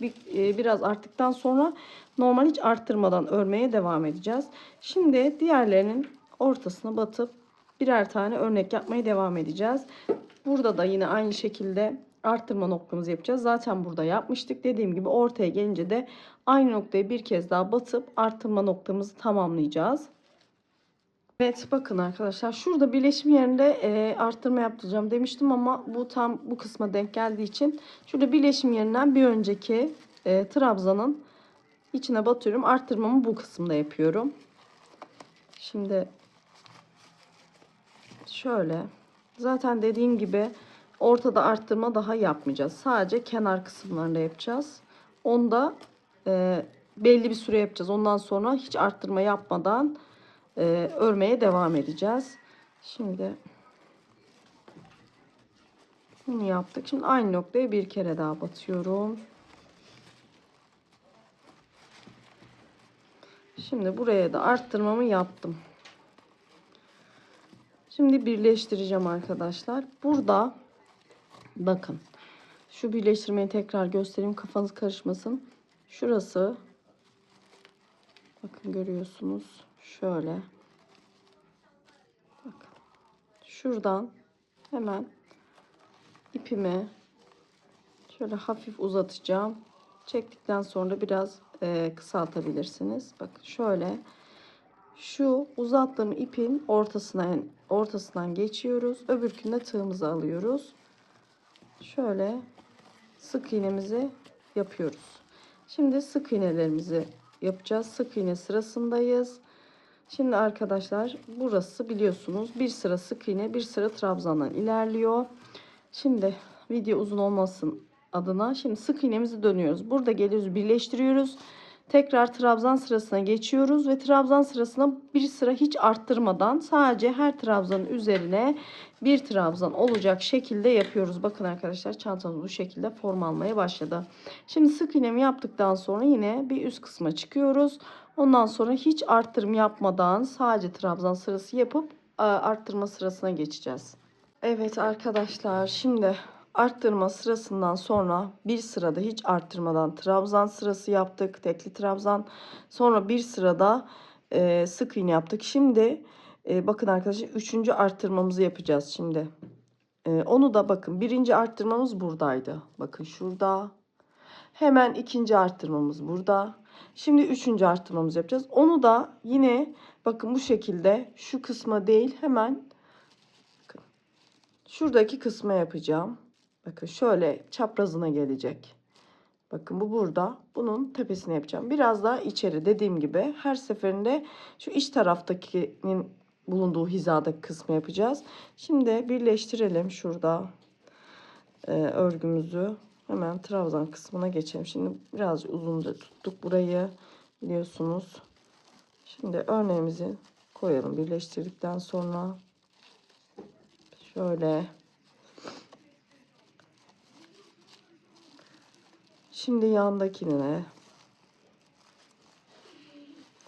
tekrar şöyle örneğimizi yapıyoruz. Şöyle. Şimdi arkadaşlar bir tane daha yapıyorum. Şimdi burada ortadaki arttırma yok arkadaşlar artık. Bu üçüncü arttırmamız. Ortadaki arttırma yok. Sadece şu kenarda bakın bir burada bir de şu tarafta şurada. Şurada arttırmamız var. Bir de burada arttırmamız var. Sadece bunları yapacağız. Bunları dediğim gibi şöyle her seferinde ön kısma çektiğimiz için bunları da ön kısma çekeceğiz. Şimdi bakın bu taraftaydı. Hemen şöyle biraz ön kısma çekeceğim. Burada da dönüşü yapıp geldiğimizde buradaydı. Bunu da hemen ön kısma çekeceğim arkadaşlar. Şimdi bakın şu ucun burada arttırmamız hemen şuradakinin üstüne yani aynı noktaya bir tane daha yapıyorum. Burada maksat arttırmalarımı biraz daha kenara toplamak. Çünkü arttırım yaptıkça arttırma yerleriniz ön tarafa doğru kayacaktır. Ben bunu şöyle uç tarafta toplamak istediğim için biraz daha kenara kaydırdım. Şimdi diğerlerini arttırmamı yaptım. Diğerlerini normal işliyorum arkadaşlar. Birer tane olacak şekilde. Şimdi buraya kadar bakın yapıyoruz. Buradaki arttırma noktasına diğer köşedeki arttırma noktamızda bakın burada. Şu ortadakini karıştırmayın bu arada. Ortadakini karıştırmayın. Bakın. Şimdi kenardaki bu. Şurada ortada var. Şurada bir tane daha kenarda var. Ortadakini yapmıyoruz artık. Direkt şu kenardakinin hemen burada gösterdiğim şekilde bakın. Şurası değil hemen yan tarafındakinden başlıyorum. Tepenin bakın şu ucun tepesindeki değil yan tarafındaki. Bu da bakın burada. Şurada. Bunun bakın, tepesindeki değil hemen yan tarafındakinden.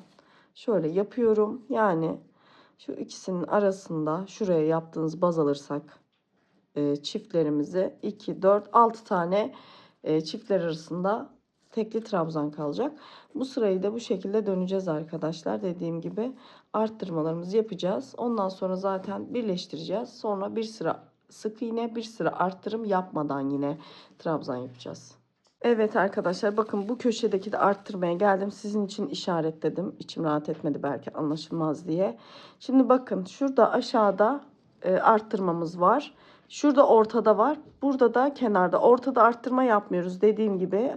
Sadece kenarlarda yapacağız. Bu kenardaki arttırmamızın bakın birinci değil ikinci şurada. Yani işlediğiniz yöne doğru ikinci köşesinden diyeyim. Şöyle yukarı bakın. Üstünün değil, zaten bir sıra arttırma yapmadan yapıyoruz. Hemen onun yanındaki, yani şöyle çapraz kalıyor. Buraya yapacağız bir tane ikili arttırma. Bir tane de bakın bunu da işaretledim. Arttırmamız burada. Üstü değil, hemen üstünün bir yanına yapacağız arttırmamızı. Şimdi bir tanesini yapayım hemen. Şimdi biliyorsunuz şu sık iğnenin modelin üstündeki ikincinin altına doğru batıyoruz. Yani orijinaline en yakın bu şekilde duruyor görselde. Şimdi birinciyi yaptık.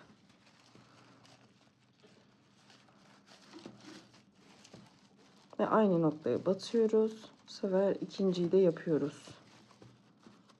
Evet. Şimdi yandakilere birer tane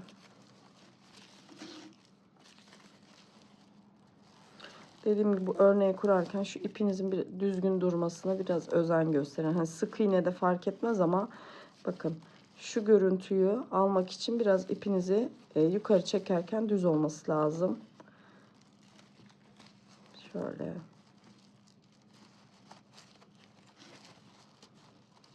Yani olabildiğince düzgün yapmaya çalışın. Şimdi sıralarımız devam ediyoruz modelimize.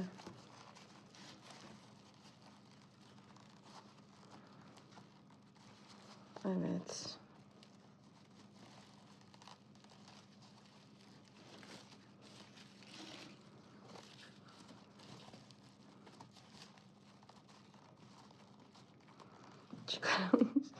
Çıkaramadım, fazla sıkmışım galiba. Evet, çıkardım.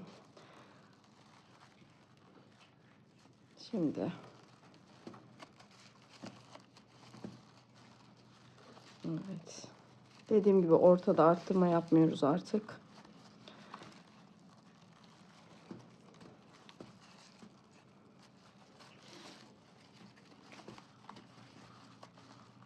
Videoyu atlatarak izletmeyin arkadaşlar. Çünkü zaten kısaltarak çekiyorum hani sıkılmayın diye. Yani önemli yerlerde açmaya çalışıyorum ki kolay yapabilin. Şimdi bakın buraya geldim. Burada da yine aynı noktaya 2 tane tekli trabzan yapacağım.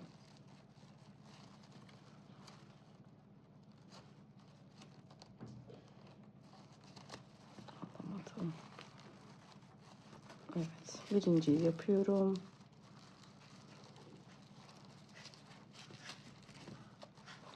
Şimdi aynı noktaya bir kere daha. Bu da ikinci.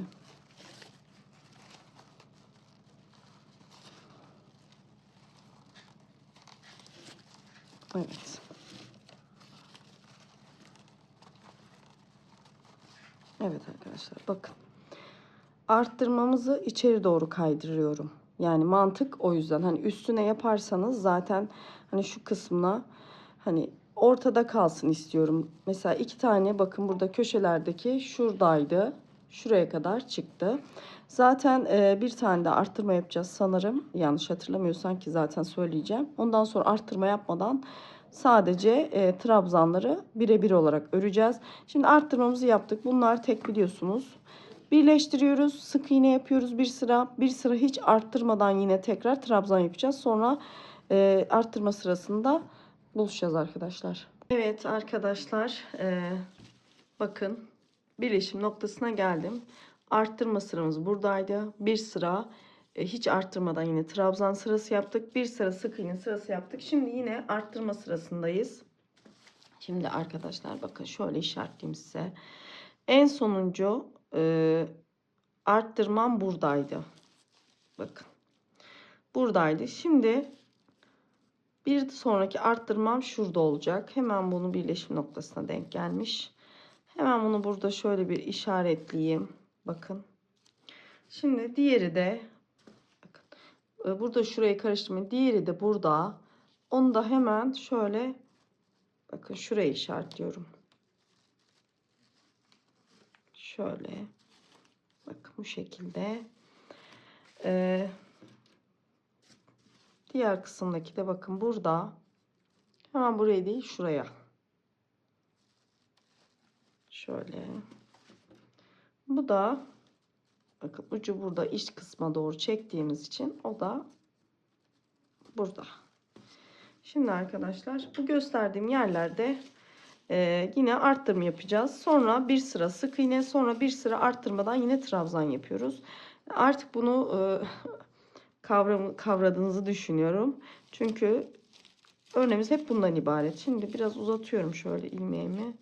Şuradan bakın her zaman yaptığımız gibi ilmeğimizi geri çekiyoruz. Şöyle biraz uzatalım. Trabzan yapacağımız için. Şöyle ilmeğimizi geri çekiyoruz. Evet, sıkılıyoruz. Şimdi hemen alta geçip şöyle trabzanımı yapıyorum. Hemen şöyle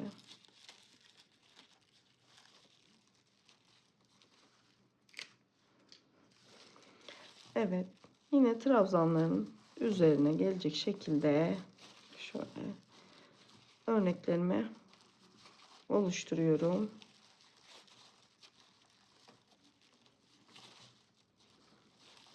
Şimdi tekrar yanındakine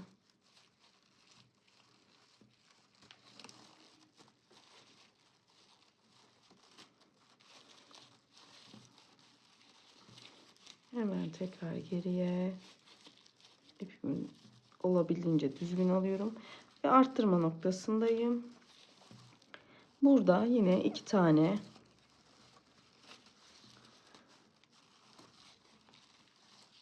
trabzanımı yan yana koyuyorum ve arttırmamı gerçekleştiriyorum. Şimdi arttırmalarımız sürekli olmayacak arkadaşlar.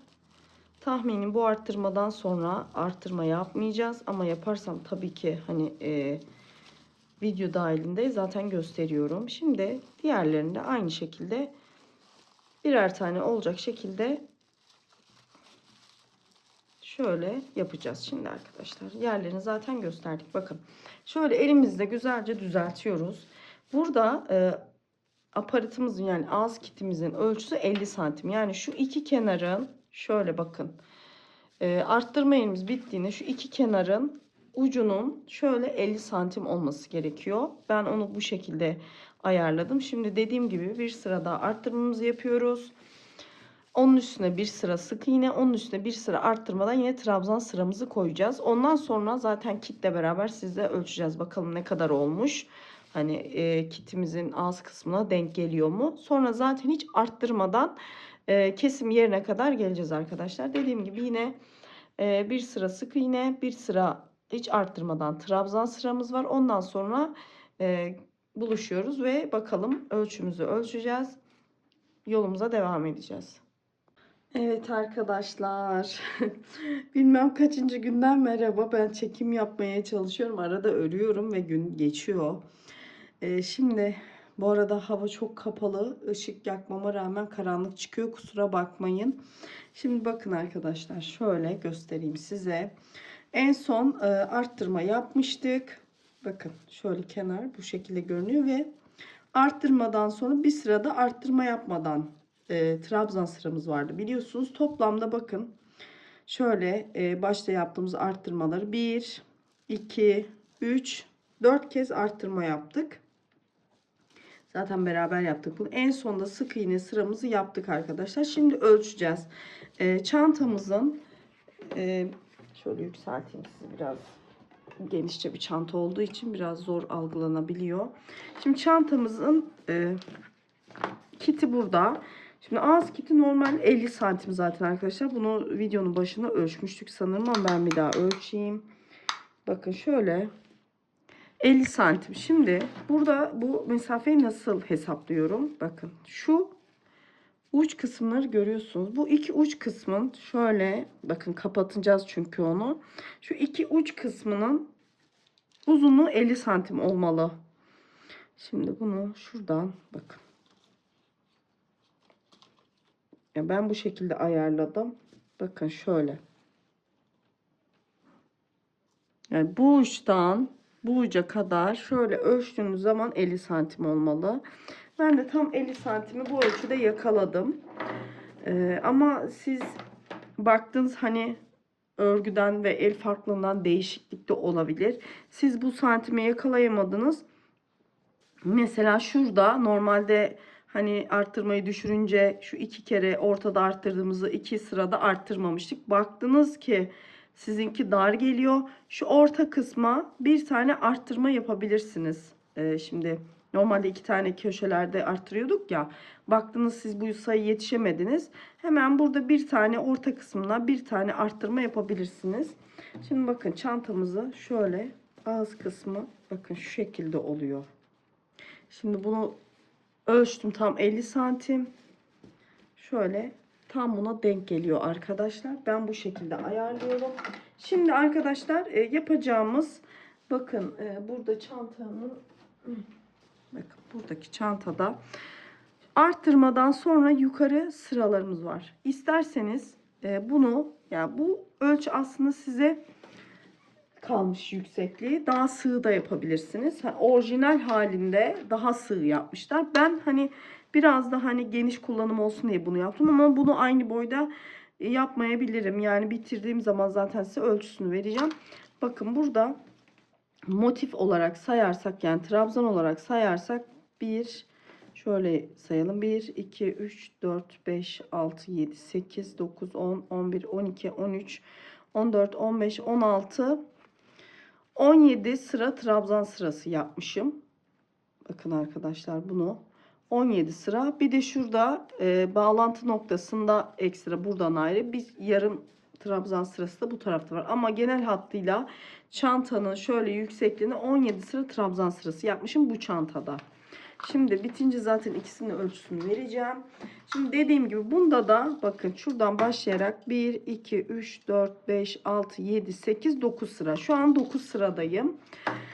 Orijinalinde arkadaşlar bazı kısımlarına baktım. Toplamda bu 10 sıra gibi duruyor ama 10 sıra bana çok sığ geldi. Burada o yüzden şimdi birkaç sırada düz hiç arttırma yapmadan trabzan sıralarıma devam edeceğim. Burada bakın yaptığımız gibi birleştirme sırasını birleştiriyoruz.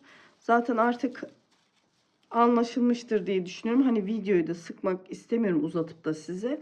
Şimdi dediğim gibi artık burada arttırma yapmıyoruz artık bu sıralarda. Bakın arttırmamız bitti. Şimdi 3 sıra 4 sıra hiç arttırım yapmadan bir sıra trabzan, bir sıra sık iğne, bir sıra trabzan, bir sıra sık iğne şeklinde yukarı doğru ilerleyeceğiz. Değişik hiçbir şekilde hani bir şey yok. Sadece anlatımını ve kitin nasıl ölçüldüğünü gösterdim. Dediğim gibi bundan sonra yukarıya doğru sadece trabzan ve sık iğne sırası yapıyoruz. Arttırım yapmıyoruz. 3-4 sıra bu şekilde öreceğim arkadaşlar. Bakalım 3-4 sıradan sonra boyutu nasıl olacak? Garanti 2-3 sıra öreceğim. Öyle bir garanti vereyim. Dediğim gibi ipin kalınlığı, inceliği bunun yüksekliğini etkiliyor.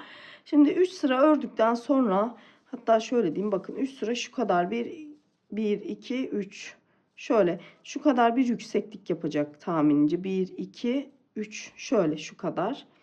Dediğim gibi 3 sıra trabzan sırası örüp geleceğim bakacağım yani yüksekliği ne kadar olmuş ideal mi? Ondan sonra zaten kesme kısmı, kiti tığlama kısmı gelecek. Şimdi dediğim şekilde hiç arttırım yapmadan 3 sıra olacak şekilde trabzan sıralarımızı tamamlıyoruz. Bir sıra trabzan, bir sıra sık iğne. Hiç arttırma yok. Yine aynı şekilde burada birleştirip yukarı çıkacağız ve 3 sıra sıramızı örüp geliyoruz. Evet arkadaşlar, ben yeterince ördüm. Normalde çantanın biliyorsunuz orijinal boyu bu boyutlarda. Şimdi bu çantamı da ben daha yüksek yaptım. Bakın bu şekilde. Bu şekilde yapmak istiyorsanız 17 sıra tekli trabzan sırası öreceksiniz arkadaşlar. 17 sıradan sonra şurada bir sırada yine şurada gösterdiğim gibi bir arttırma sırası var. Onu yapacaksınız. Dediğim gibi tamamen ölçü size kalmış. Ben bu boyunu daha çok orijinale benzesin diye orijinale yakın bir boyutta çalıştım. Onu da şimdi sayılarını vereceğim. Öncelikle şurada bakın arkadaşlar, birleştireceğim ve burada sık iğne yapmadan bu ipimi keseceğim. Üst sıraya çıkacağım. Sonra şu kenar arttırmalarını yapacağım. Şöyle ipimi bakın şuradan kesiyorum. Şimdi ipimi şöyle çıkarıyorum. İlmeğin içinden.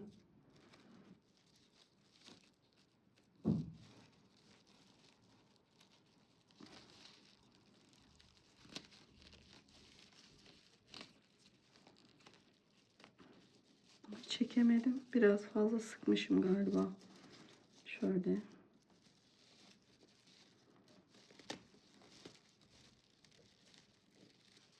Ay şaka gibi. Şöyle tek tek çıkarayım. Şöyle. Evet. Şimdi bunu buradan çıkardık. Yine bu şekilde birleştirme noktasına geliyoruz arkadaşlar. Bakın. Şöyle. Bakın.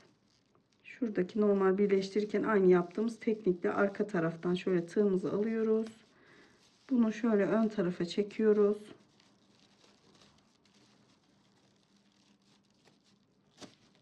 Evet. Şimdi ön tarafa çektik. Şimdi şuradan bakın şu ipin çıkış noktasından şöyle alttan doğru şöyle bakın ikisini, bakın şurada 2 tane ilmek var, onun içinden doğru geçiyorum. Bunu küçük numaralı bir tığla da yapabilirsiniz. Daha kolay olur. Şöyle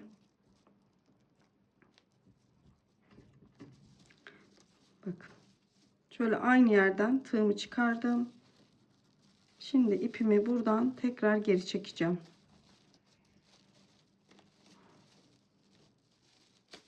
Evet. Şimdi ipimi geri çektim ve birleştirmemi yaptım. Bunu tabii ki yürüteceğim. Bakın şöyle oldu. Hani hiçbir görüntü farklılığı yok. Bunu da şöyle aşağıya doğru yürüteceğim arkadaşlar. Bakın şöyle arka taraftan doğru yürüteceğim. Zaten kısaydı, kesmenize gerek yok. Şöyle yalnız düzgünce gizleyin. Şöyle yan tarafa doğru çekeyim bunu.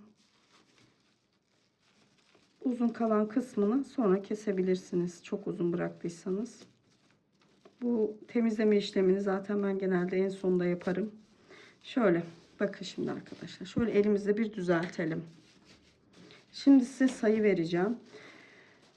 Şuradan bakın trabzan sırasını sayıyoruz dip kısmından. 1, 2, 3, 4, 5, 6, 7, 8, 9, 10, 11, 12, 13, 14. Burada 14 sıra yaptım. Şu büyük biraz daha yüksek olan çantamda burada 17 sıra yaptım arkadaşlar. Şunda. Siz isterseniz onu o şekilde yapabilirsiniz. Ben bunu biraz daha böyle orijinaline yakın boyutlarda yapmak istediğim için 14 sıra yaptım. Şimdi toplamda bakın şurada şu trabzanlarımızın sayısı 74 taneye ulaştı arkadaşlar. Başlangıçta trabzan sayısını vermiştim. En son sırada da 74 tane trabzanım oldu. Bakın şöyle de ölçelim hemen. Bakın. Bakın şöyle. Zaten kafa kafaya hemen birebir ölçülerini birleştireceğimiz için tam şöyle ölçümüz birebir tutuyor. Şimdi kenar kısımlarına geçeceğiz. Şurada bir arttırma payımız var. Bakın şöyle çantanın kavisi olduğu için şurada bakın şurada arttırım sıramız var yukarı doğru çıkmasını sağlamak için. Şimdi onu yapacağız. Öncelikle çantamızı şöyle boyutuna ayarlayacağız. Biliyorsunuz bakın şimdi şöyle yatırayım bunu. Bakın şöyle şu şekilde duruyor çanta. Bakın. Şimdi şu kısım arkadaşlar ön tarafı gelecek kısım bu. Şu arttırma kısım kavislerimiz de şu taraf. Şimdi bu kısmı ayarlayacağım. Ben genelde şu iki askıyı baz aldım. Bakın şurayı. Şu askıların şu orta kısmına boş bırakacağım arkadaşlar. Şöyle. Bakın. Çantanın şu orta kısmına gelen kısmını boş bırakacağım. Önceki çantamı şöyle bir düzeltiyorum ve ayraçlarla şöyle bakın bir iz vereceğim kendime. Sonra tabii ki sayacağız bunları. Şöyle bakın ortaladım çantayı. Sayıları da zaten 74 74'ü 2'ye bölüyoruz. 37 37 olması lazım. Şimdi şöyle uç tarafına bir tane taktım. Şöyle yapalım. O kadar sıkı yapmışım ki burayı. Geçiremedim yani kancayı. Şöyle evet bir yer buldum. Şimdi bir tane buraya taktım. Şimdi bir tane şuraya takacağım ve sayacağım. Eşit olması lazım arkadaşlar. Burayı eşit yapmazsanız çantanız yamuk durur. Buraya biraz dikkat edelim. Evet şimdi bakın bir de şöyle yapabilirsiniz. Bakın şimdi çantayı bir buradan bir de buradan ortalıyorum. Bakın. Şimdi şuraları da takıyorum. Burslu çanta mantığı gibi ama sayacağız dediğim gibi. Ben şimdi el hizasıyla şöyle bunları taktım ve sayacağım bunları. Mantığı anlamanız adına şöyle göstereyim. Şimdi arkadaşlar bakın şimdi bu uçtan bu uca 37 tane sık iğnem olması gerekiyor. Pardon tekli trabzan. Şimdi buradan başlayarak sayalım. 1, 2, 3, 4, 5, 6, 7, 8, 9, 10, 11, 12, 13, 14, 15, 16, 17, 18, 19, 20, 21, 22, 23, 24, 25, 26, 27, 28, 29, 30, 31, 32, 33, 34, 35, 36, 37. Tam bölmüşüz. Şimdi buradan sayıyoruz. 1, bunu da sayıyoruz. 1, 2, 3, 4, 5, 6, 7, 8, 9, 10, 11, 12, 13, 14, 15, 17, 18, 19, 20, 21, 22, 23, 24, 25, 26, 27, 28, 29, 30, 31, 32, 33, 34, 35, 36, 37. Bakın. Tam bölmüşüz. Şimdi şu orta kısmını ayarlıyoruz. Şimdi arkadaşlar 37. 37 taneyi de ortaya bölmemiz gerekiyor. Şu aradaki bakın mesafeyi buluyorum. Şöyle. Buraya birleşecek. Şimdi bu aradaki mesafeyi şöyle koyuyorum. Şimdi çantamın ortası şurada. Mesela şurada yazılı kısmı vardı. Oraya getireyim. Şimdi bu çantamın orta kısmını buluyorum. Burada mesela delikler. Şuradaki delikleri baz alıyorum. Şuradaki delikleri saymıyorum. Şu ortadakileri. 2, 4, 6, 8, 10, 12, 14, 16, 17. 17 tane deliğim kalıyor bakın ortada. Şunları saymıyorum bakın. Şu ve şu direkt bunun altındaki şu deliği ve bu deliği saymıyorum. 2, 4, 6, 8, 10, 12, 14, 16. Bir dakika hemen düzgün sayalım. Şimdi bazen ben de karıştırabiliyorum da. Hemen şöyle yapalım. 2, 4, 6, 8, 10, 12, 14, 16, 17. Evet 17 tane. Şimdi 17 tanenin ortasını hemen bulalım. Şuradan bakın. 2, 4. Yani 17 tane ortalarsak 9, 9 bölüyoruz. Pardon 8, 8 bölüyoruz. Bir tane ortada kalacak. Şöyle 2, 4, 6, 8. Bakın şurası. Hemen buraya da bir işaret sokacağım.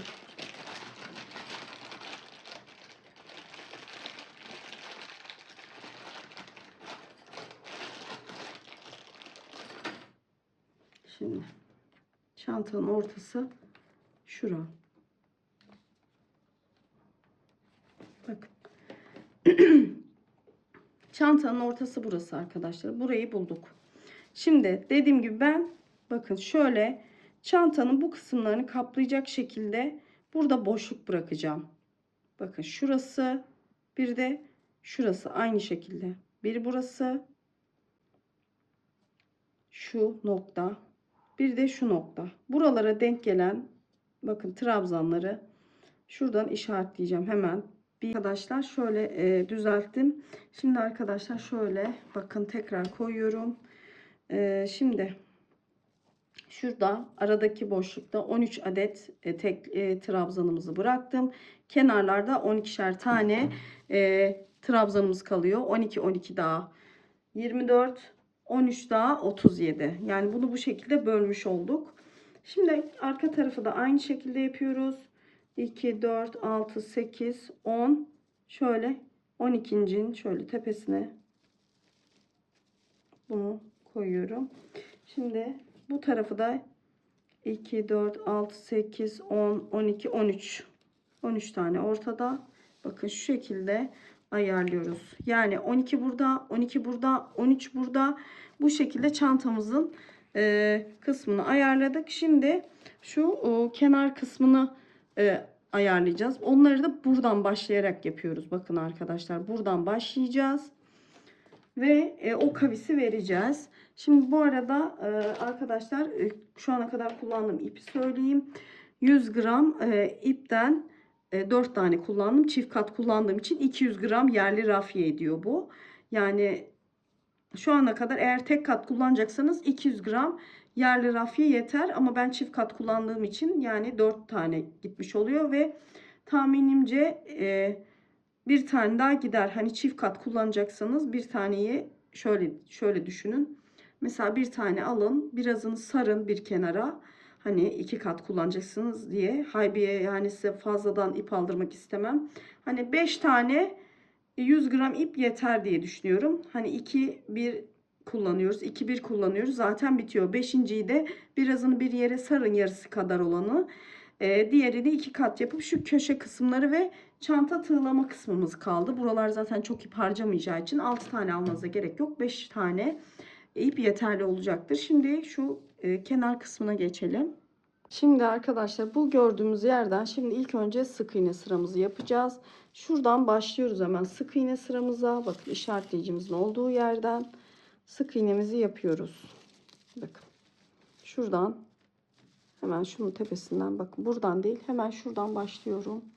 Şöyle göstereyim, azıcık yaklaştırayım sizi. Şimdi buradan sık iğnemizi yapıyoruz ve bunu da düz kısmından yapıyoruz. Hemen bir sık iğne yaptık. Yandakilerin aynı şekilde sık iğne sırasındaki gibi her birinin tepesine batarak sık iğne yapacağız. Şöyle şuradaki ipimi de şöyle yürütüyorum. Bakın. Evet. Sık iğne sıramızı tamamlayacağız arkadaşlar. Şimdi buradan devam ediyoruz. Şöyle.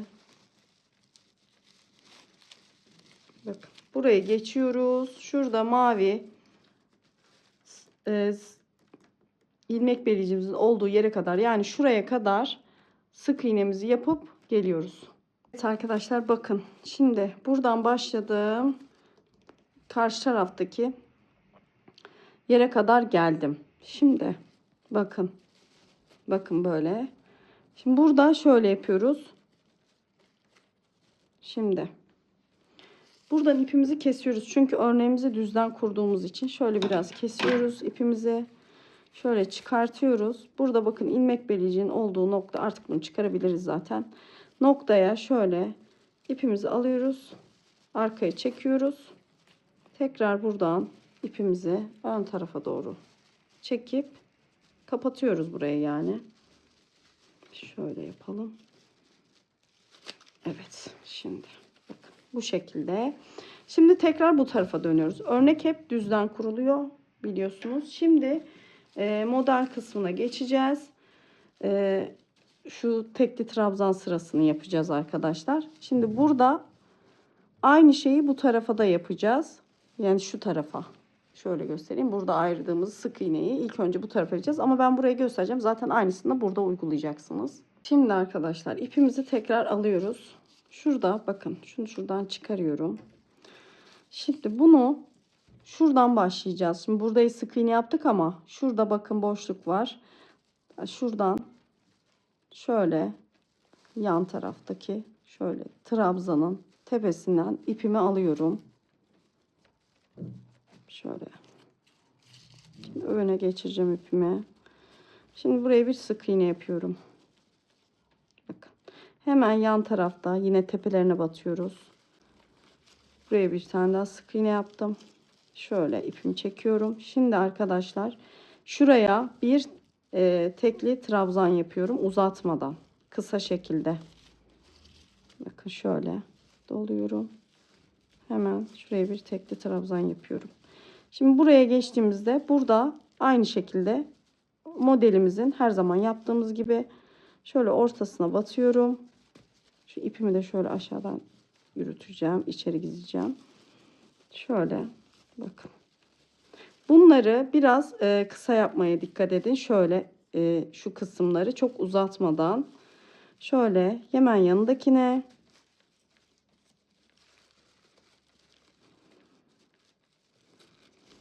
şöyle bakın.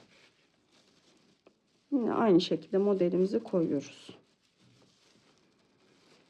Arkadaşlar bu tamamen fotoğraftan bakılarak kendimce yaptığım bir şekildir. Daha farklı biliyorsanız daha farklı da yapabilirsiniz. Yani ben bu şekilde bu kite uydurdum modeli. Şimdi tekrar yandakine tekrar örneğimizi kuruyoruz. Şimdi devam ediyoruz arkadaşlar. Şöyle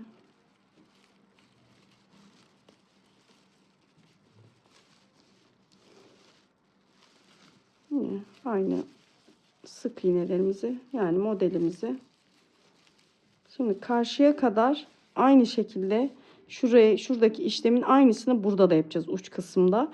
Şurada bakın trabzanın üstüne gelene kadar trabzanımızı yapıyoruz. Sonraki trabzanda bakın şöyle yarım yarım şeklinde sık iğne yarım trabzan şeklinde aşağı doğru indiriyoruz. Şimdi şöyle dikkatlice yapıyoruz.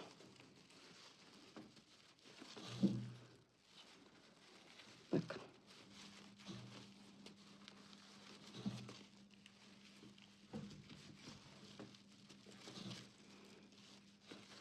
Şöyle. Şimdi bu arka kısımlarında bir püf noktası var. Onu da size söyleyeyim.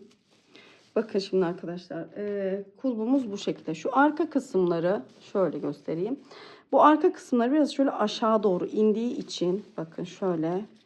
Bu aşağı doğru yani yan kısımlarına gelen kısımları biraz aşağı doğru yapmaya çalışın. Yani bunları yüksek tutmayın. Şöyle göstereyim size bakın. Kitin ağız şu yan kısmı şöyle aşağı doğru bakıyor biraz. Burayı ayarlamak için şu trabzanları bu yan taraflara geldiğimiz zaman biraz daha alçak yapmaya çalışın. Başka bir hani değişiklik yok. Sadece ona dikkat edin. Şimdi dediğim gibi bakın. Şöyle şunları alalım şuradan. Şimdi, o kısımlardayım ben de. Şöyle yapalım. Yani yapabildiğiniz kadar bu kısmı aşağıda yapabilirsiniz. Şöyle. Ben de yapabildiğim kadar yapıyorum. Yani elinizden ne kadar geliyorsa. Şimdi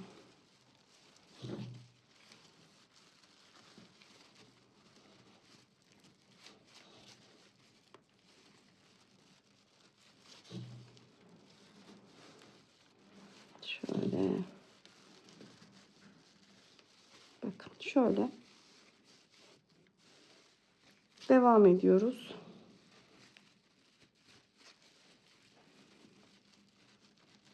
Biraz fazla sıkmışım. Zor çekiyorum şeyi.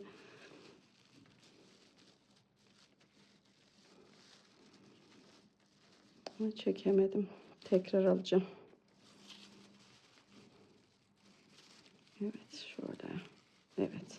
Şimdi şuraya gelene kadar bakın arkadaşlar. Şuraya geliyoruz. Buraya da yine bir tekli trabzan yapıyoruz. Sonra şurada karşıda yaptığımız gibi şöyle bir azaltmamız var. Onu yapacağız. Ondan sonra diğer sıraya geçeceğiz. Evet arkadaşlar bakın burada da aynı noktaya geldik. Şimdi buraya hemen bir tekli trabzan yapıyorum uzatmadan. Şöyle Bakın arkasına dolamıyorum burada. Hemen yan kısmına bir sık iğne yapıyorum. Bakın. Aynı burada karşıdaki gibi. Ve burada şöyle ipimi tekrar kesiyorum arkadaşlar. Kestikten sonra şöyle şuraya ipimi bağlayacağım. Yani bağlama dediğim kilitleyeceğim ipimi. İpimi arkaya alıyorum burada. Tekrar aynı yerden şöyle ipimi içeri çekiyorum. Şöyle bir görüntü oluyor. Yani bunu yaparsanız daha muntazam bir görüntüsü oluyor. Bakın bu şekilde. Şimdi aynı şekilde bu tarafa da aynı işlemi uygulayacağız arkadaşlar. Dediğim gibi iki tarafta eşit olduğu için aynı yöntemi göstermem gerek yok. Burada yalnız şuradan başlıyoruz bu sefer. Yani çantanın önü size bakacak şekilde yapacaksınız. Pardon. Önü size bakacak şekilde. Her seferinde ipi kesip buradan örneğimizi kuracağız. Şimdi diğer sıraya geçeceğiz. Bu sırayı yaptık arkadaşlar. Şimdi bir küçük sıra daha çıkacağız. Trabzan sırası ama önce sık iğne sırası biliyorsunuz. Örgümüzün tekrar düzüne geldik. Burada bakın 1 2 şurada bakın şu direkt görünen 1 2 3. trabzanın şöyle başına batıyorum. Buraya sık iğne yapıyorum. Hemen yanına da sık iğne. Şöyle ipimi de şöyle aşağıdan çekiyorum, yürütüyorum. Fazlalığını keseceğiz arkadaşlar. Dediğim gibi bu temizleme işlemi sonra en son. Şöyle bir kere daha yürüteyim. Şimdi sık iğne sırasındayız. Burada da sık iğnemizi şurada bakın arkadaşlar. 1 2 3. Burada üçüncünün tepesine gelene kadar bakın şöyle de eşitleniyor zaten. Tepesine gelene kadar trabzanların üzerine sık iğne yapıyoruz bakın. Burada 1 2 üçüncü de başladık. Şöyle. Bakın 1 2 3 belirgin olan trabzanımız bakın şu. Yarım trabzanı bahsetmiyorum. Bakın baştaki trabzanı bahsetmiyorum. Burada da görünüyor. 1 2 3. Burada da 1 2 3 şuraya kadar şöyle işaretleyeyim size. Buraya kadar sık iğnelerimizi yapıp geliyorum. Şimdi arkadaşlar bakın. Üçüncünün tepesine kadar geldim. Burada yine ipimi kesiyorum. Yine aynı şekilde bakın. Şöyle ipimi önden arkaya doğru alıyorum. Tekrar aynı şekilde ipimi içeri çekiyorum. Bu ipleri biraz yürütüyoruz diğer sırada. Sonra aşağı doğru saklayıp gizleyeceğiz arkadaşlar. İğneyle geçirip alta doğru yürüteceğiz. Direkt kesmeyin. Şimdi bakın arkadaşlar. Şimdi son sıradayız. Burada şimdi yine trabzan yapıyoruz ve köşemiz bitecek. Aynısını diğer köşeye uygulayacağız. Şimdi bakın. Burada biliyorsunuz başlamıştık. Şimdi şurada hemen sık iğnenin başladığı noktadan ipimi alıyorum. Bir sık iğne yapıyorum. Hemen yanındaki bakın sık iğnenin şöyle tepesine batıyorum. Sık iğne. Şimdi şöyle tığımı doluyorum. Hemen burada bakın. Şöyle yapalım. Şimdi sık iğnemi yaptım arkadaşlar. Burada bakın bir trabzan var. Onun üstüne hemen tığımı doluyorum. Batıyorum. Bunu uzatmadan şöyle kısa bir trabzan yapıyorum. Arkasına dolanmıyorum bunun. Şimdi hemen yandakine geçiyorum. Şöyle ipimi de azıcık yürüteyim. Yandakine aynı şekilde örneğimizi koyacağız. Şimdi trabzanımızı yaptık. Bunun arkasından dolanıp ipimizi uzatıp öne çekeceğiz. Şimdi yandakine geçiyoruz. Aynı şekilde örneğimizi kurmaya devam ediyoruz. Bu şekilde.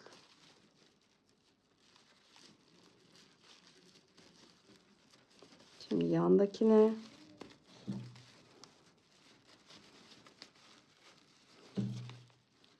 örneğimizi yapıyoruz. Şöyle bakın. Şimdi buraya gelene kadar Arkadaşlar buraya gelene kadar aynısını yapıyoruz. Burada yine yarım trabzan, orayı göstereceğim yine hani bitiş kısmını. Şurada son bakın bir tane trabzan kalana kadar trabzan işlemimizi devam ediyoruz. Bu arada köşelerde demin dediğim gibi trabzanlarınızı kısa tutmayı unutmayın.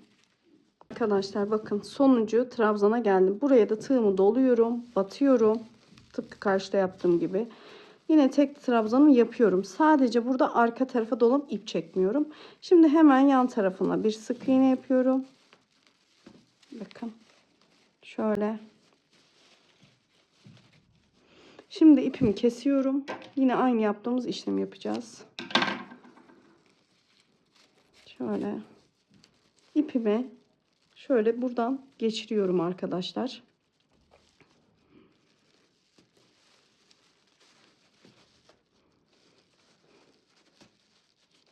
İpimi alıyorum. Arka tarafa çekip yine aynı şekilde şuradan iç kısmından tığımı geçiriyorum. İpimi iç kısmı alıyorum. Bunları tabii ki yürütülecek. Şimdi bakın şöyle uzaktan göstereyim. Şöyle yapayım.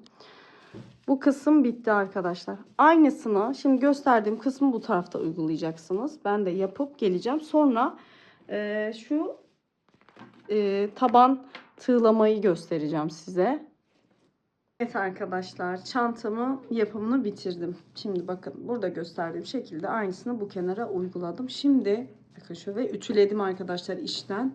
Şöyle bakın içini de temizledim. İpleri iğneyle yürütüp uzun kısımlarını kestim. Şimdi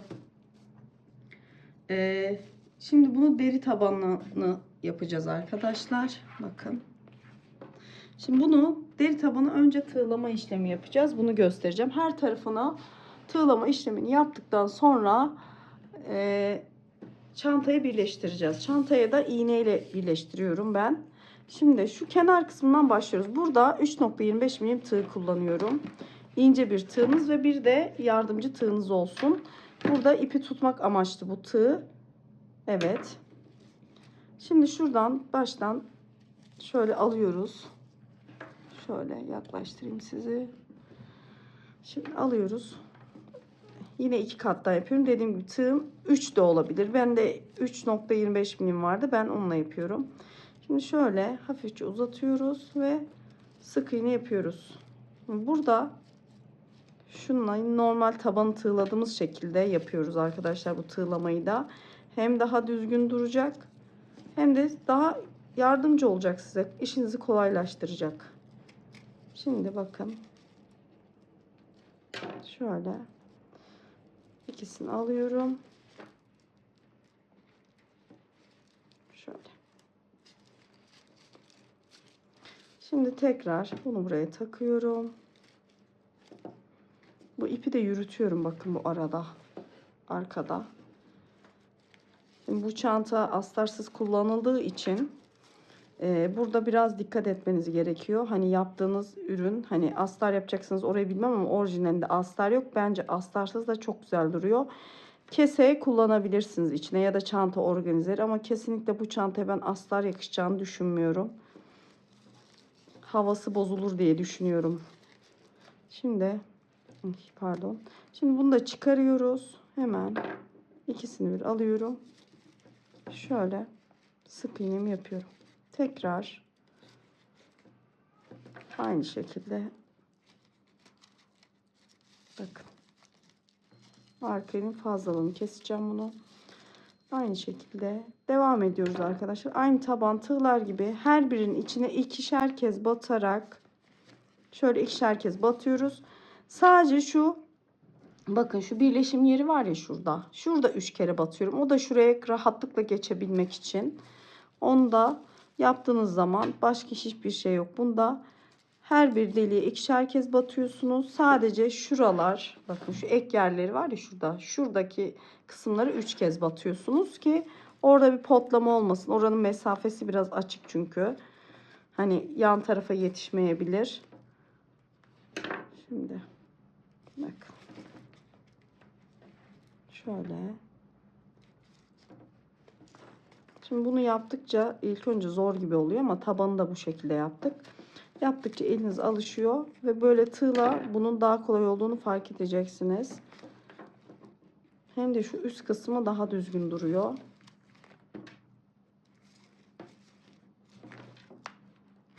Ay.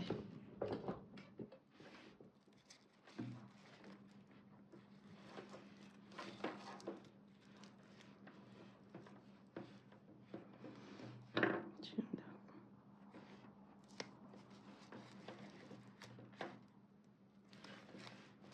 Ben normalde çok sıkı işleyen bir insanım arkadaşlar. Kendi yaptığım şey bazen batmakta zorlanıyorum yani. O kadar istemsizce yapıyorum ama bunu yani bilinçli değil.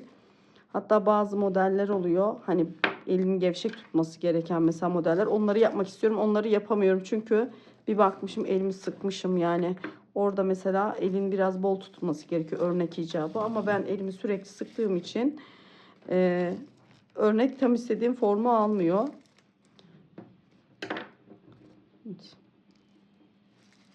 Şimdi şurayı da göstereceğim size. Zaten ondan sonra bir birleştirme noktasında tekrar buluşacağız. Çünkü dediğim gibi burada bir şey yok. Sürekli aynı deliklere 2 kere batıyoruz. İkişerli sık iğneler yapıyoruz. Sadece gösterdiğim ek yerindeki delikleri 3 kez batıyoruz. O da örgü ipiniz kasmasın. Şuraya geçerken bakın şurada bir mesafe olduğu için onu da yapmamak adına oraya bir tane fazla koydum. Yani orijinaline çantanın ne kadar uydurabilirsem o kadar uydurdum.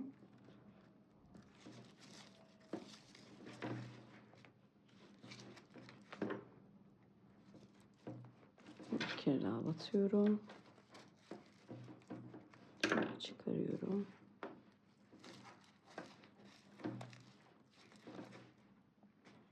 Şöyle. Yine bunu buraya takıyorum. Evet, uzatıyorum hafif.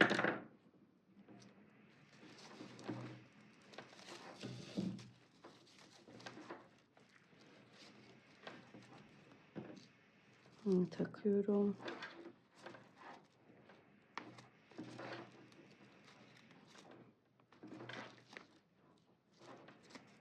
Evet. Şimdi bu noktaya geldik. Dediğim gibi buraya da 3 kere batacağım.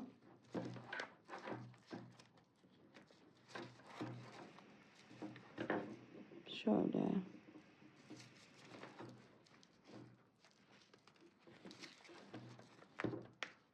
Evet, bir.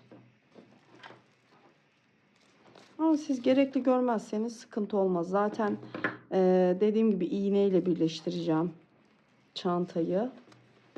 Orijinalinde o şekildeydi. Yani ilmek kaydırma değil de iğneyle birleştirmişler. Yani ben öyle anladım. Gözlemlerime göre o şekilde yapılmış. Ben de o şekilde yapacağım. Şimdi bakın. Şunu azıcık şu tarafa doğru bakın şöyle esnetiyorum. Yan tarafa yanaştırıyorum.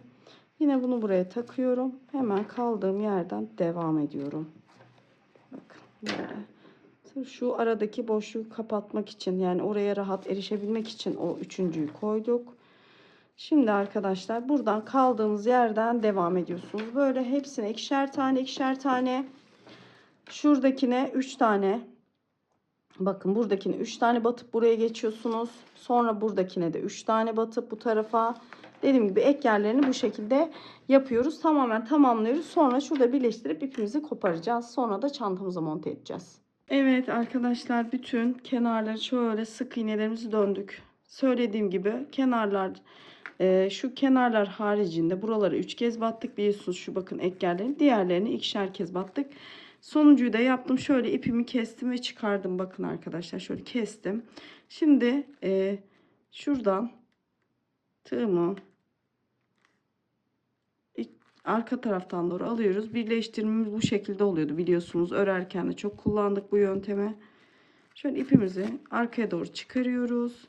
Ve tekrar ipin bakın çıkış noktası burası. Alttan doğru tığımızı çıkarıp ipimizi buradan aşağı çekiyoruz. Şöyle. Bakın. Şimdi bunu şöyle yürüteceğim. Yürüttükten sonra bu işlemi bitmiş olacak. Şimdi yürütürken de biraz dikkat edelim. Çünkü çanta arkadaşlar astarsız bir çanta olacağı için, ki zaten hani burada astar kullanılmıyor bu kısmında, ama örerken de lütfen çok dikkatli olun. Hani iplerinizi güzel yürütün. Şöyle aralarından çıkarıp, bakın şöyle, bakın arkadan görüyorsunuz, belli olmuyor. Şöyle yürütüp keseceğim şimdi. Bakın. Yani belirsiz olacak şekilde, ne kadar az hani ip örgü hatası olursa o kadar bizim için güzel olur. Şöyle. Evet.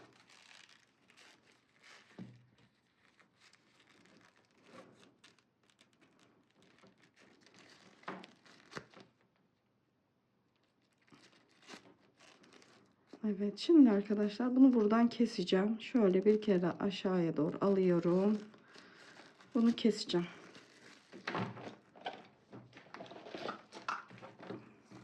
Şimdi şöyle, zaten diğer çantanın parçalarını temizlemiştim.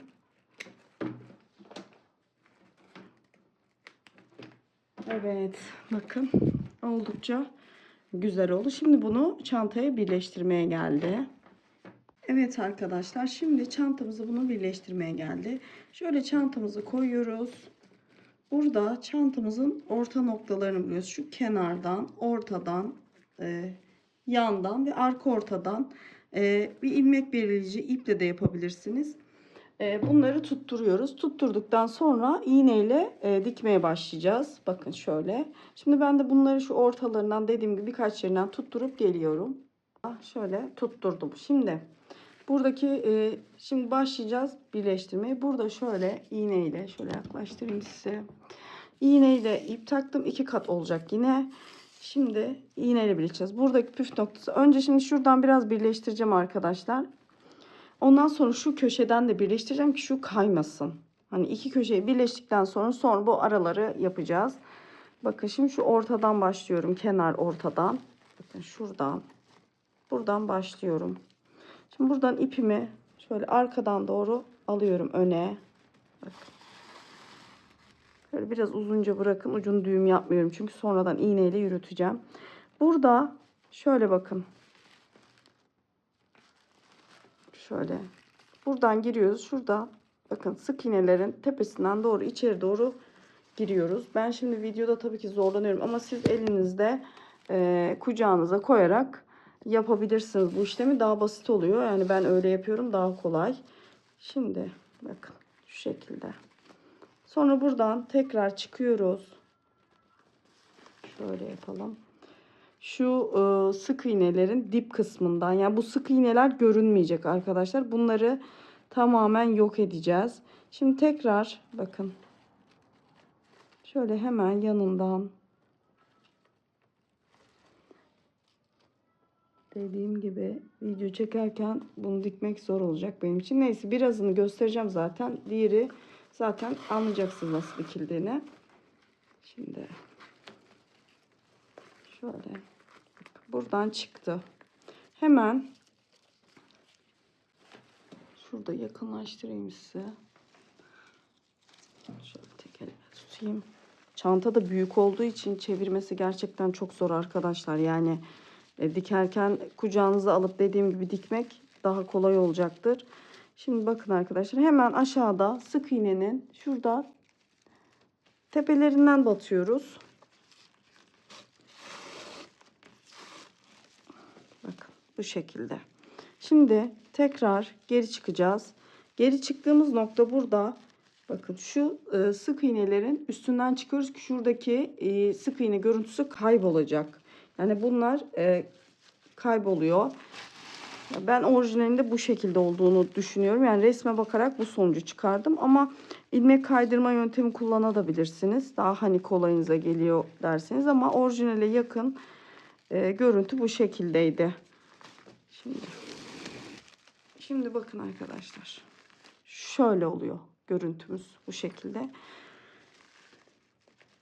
Böyle iğneyle bakın şuralardan çıkıyoruz.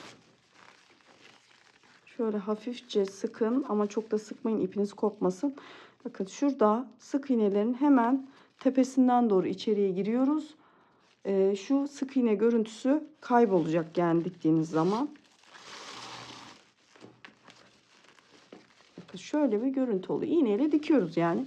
Şimdi arkadaşlar, şimdi bu kısmını biraz diktikten sonra dediğim gibi şu diğer uç kısmını da şöyle iğneyle dikeceğim ki oynamasın çanta. Şöyle büyüteyim. Yani şu kenarda dikeceğim ki çanta oynamasın. Kenar yerlerini kolaylıkla dikebiliriz.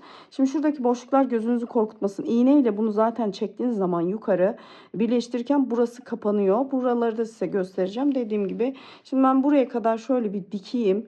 Şurayı nasıl diktiğimi size göstereceğim. Evet arkadaşlar, bakın şuraya kadar geldim. Çantayı da yatırdım. Böyle dikmesi daha rahat oluyor. Şimdi şöyle bakın şu kısma geldik. Burada yine aynı şekilde bakın arkadaşlar. Burada ipimizi yine alttan doğru alıyoruz. Aynı işlemi uyguluyoruz arkadaşlar. Yani merak etmeyin, yani bunu böyle alırken bir sıkıntı olmuyor. Bakın şu ara boşlukta da ipinizi biraz uzatarak yapıyorsunuz. Bakın şöyle. Böyle yan tarafa doğru. Şuradan batırıyorum. Şöyle yaklaştırıyorum çantanın deri aparatına. Orada da sanırım böyle yapılmış. Yani ben kendimce bu şekilde yorumladım arkadaşlar. Şimdi şöyle kenarlarından iple şöyle birleştireceğim.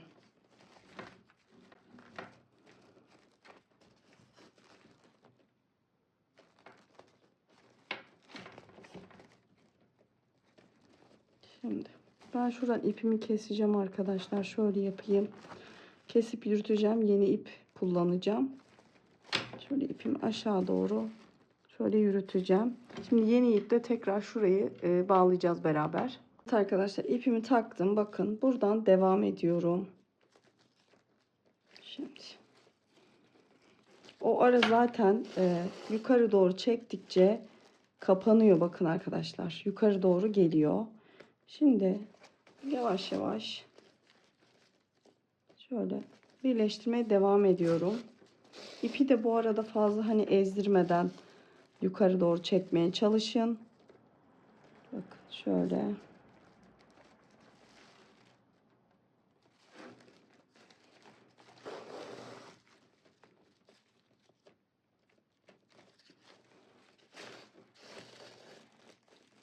Bakın.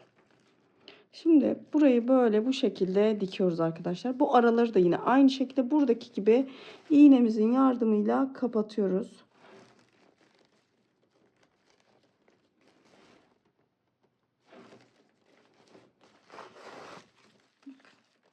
Şöyle hemen altta sık iğnelerin tepesinden batıyoruz. Şöyle bakın, burada da sık iğnelerin dibinden doğru çıkıyoruz. Yani bu önemli. Hani buna dikkat edin. Zaten gerisi bakın böyle hani birleşmeyecek gibi görünüyor ama birleşiyor. Merak etmeyin. Bu şekilde bakın arkadaşlar. Böyle birleşiyor. Böyle devam edeceğiz. Şunu çıkarabilirim. Bu arada şurayı bakın, dediğim gibi ben iplikle bu kenarı birleştirdim ki çantam oynamasın. Bunu mutlaka yapın, unutmayın. Önce şu kenarı birleşince hemen başka bir iğneyle şu ucunu birleştirdim ki çanta oynamasın. Bu aradakiler duruyor. Ama dediğim gibi şu baş iki ucu birleştirmek önemli. Şimdi arkadaşlar iğneyle devam ediyoruz. Buraları birleştireceğiz. Bakın.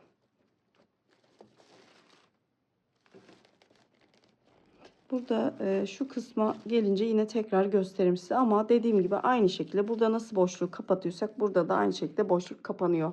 Hiç sıkıntı etmeyin. Arkadaşlar bakın şu köşeye yine geldim, şuraya. Burayı yine aynı demin yaptığımız yöntemle Yavaş yavaş, fazla boşluk bırakmadan, böyle aralarda hani kocaman kocaman ilmekler çekmeyin burada. Yavaş yavaş hemen şöyle bakın. Burada da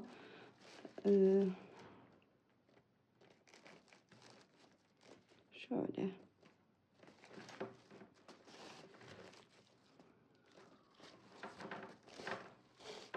bakın arkadaşlar, kapanıyor. Yani merak etmeyin. Şöyle çektiğiniz zaman bakın, gördünüz mü? Şimdi arkadaşlar anladığınızı düşünüyorum. Çünkü çanta çok büyük olduğu için videoyu da çok uzatmak istemiyorum. Aynı şekilde bütün her yerini sık iğne ile çeviriyoruz ve çantamız bitmiş olacak. Ben de bitmişiyle karşınızda olacağım. Evet arkadaşlar, çantamı bitirdim. Bu arada reklam görünüyorsa reklam değildir arkadaşlar. Bu şeyden de çok sıkıldım ama mecburen reklam değildir demek zorundayız. Şöyle içini temizledim, bakın. Şöyle iplerim kalmış, onları içinden alayım. Şöyle tertemiz oldu. Şimdi arkadaşlar iplerden bahsedelim. Şimdi bir de bu var, biliyorsunuz. Videonun başında da göstermiştim. Bakın. Şöyle ikisini yan yana getireyim size. Aradaki farkı görün. Şimdi bunu bir tık daha büyük yaptım. Şöyle genişleteyim. Çantalar çok büyük gerçekten. Şey sığmıyor. Bakın şöyle yatırayım bunu.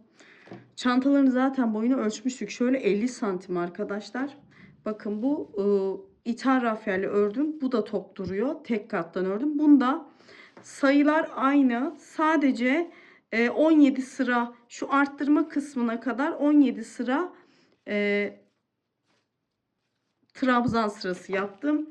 Bunda 14 sıra trabzan sırası yaptım arkadaşlar. Bakın 14 sıra, şuradan bakıp şu arttırma yerine kadar 14 sıra trabzan yaptım. Bir de bunda şöyle ekstradan bir tane daha şuraya arttırma sırası koydum. Bakın burada bir tane var. Şöyle kıvrım kenarında, bakın şurası normal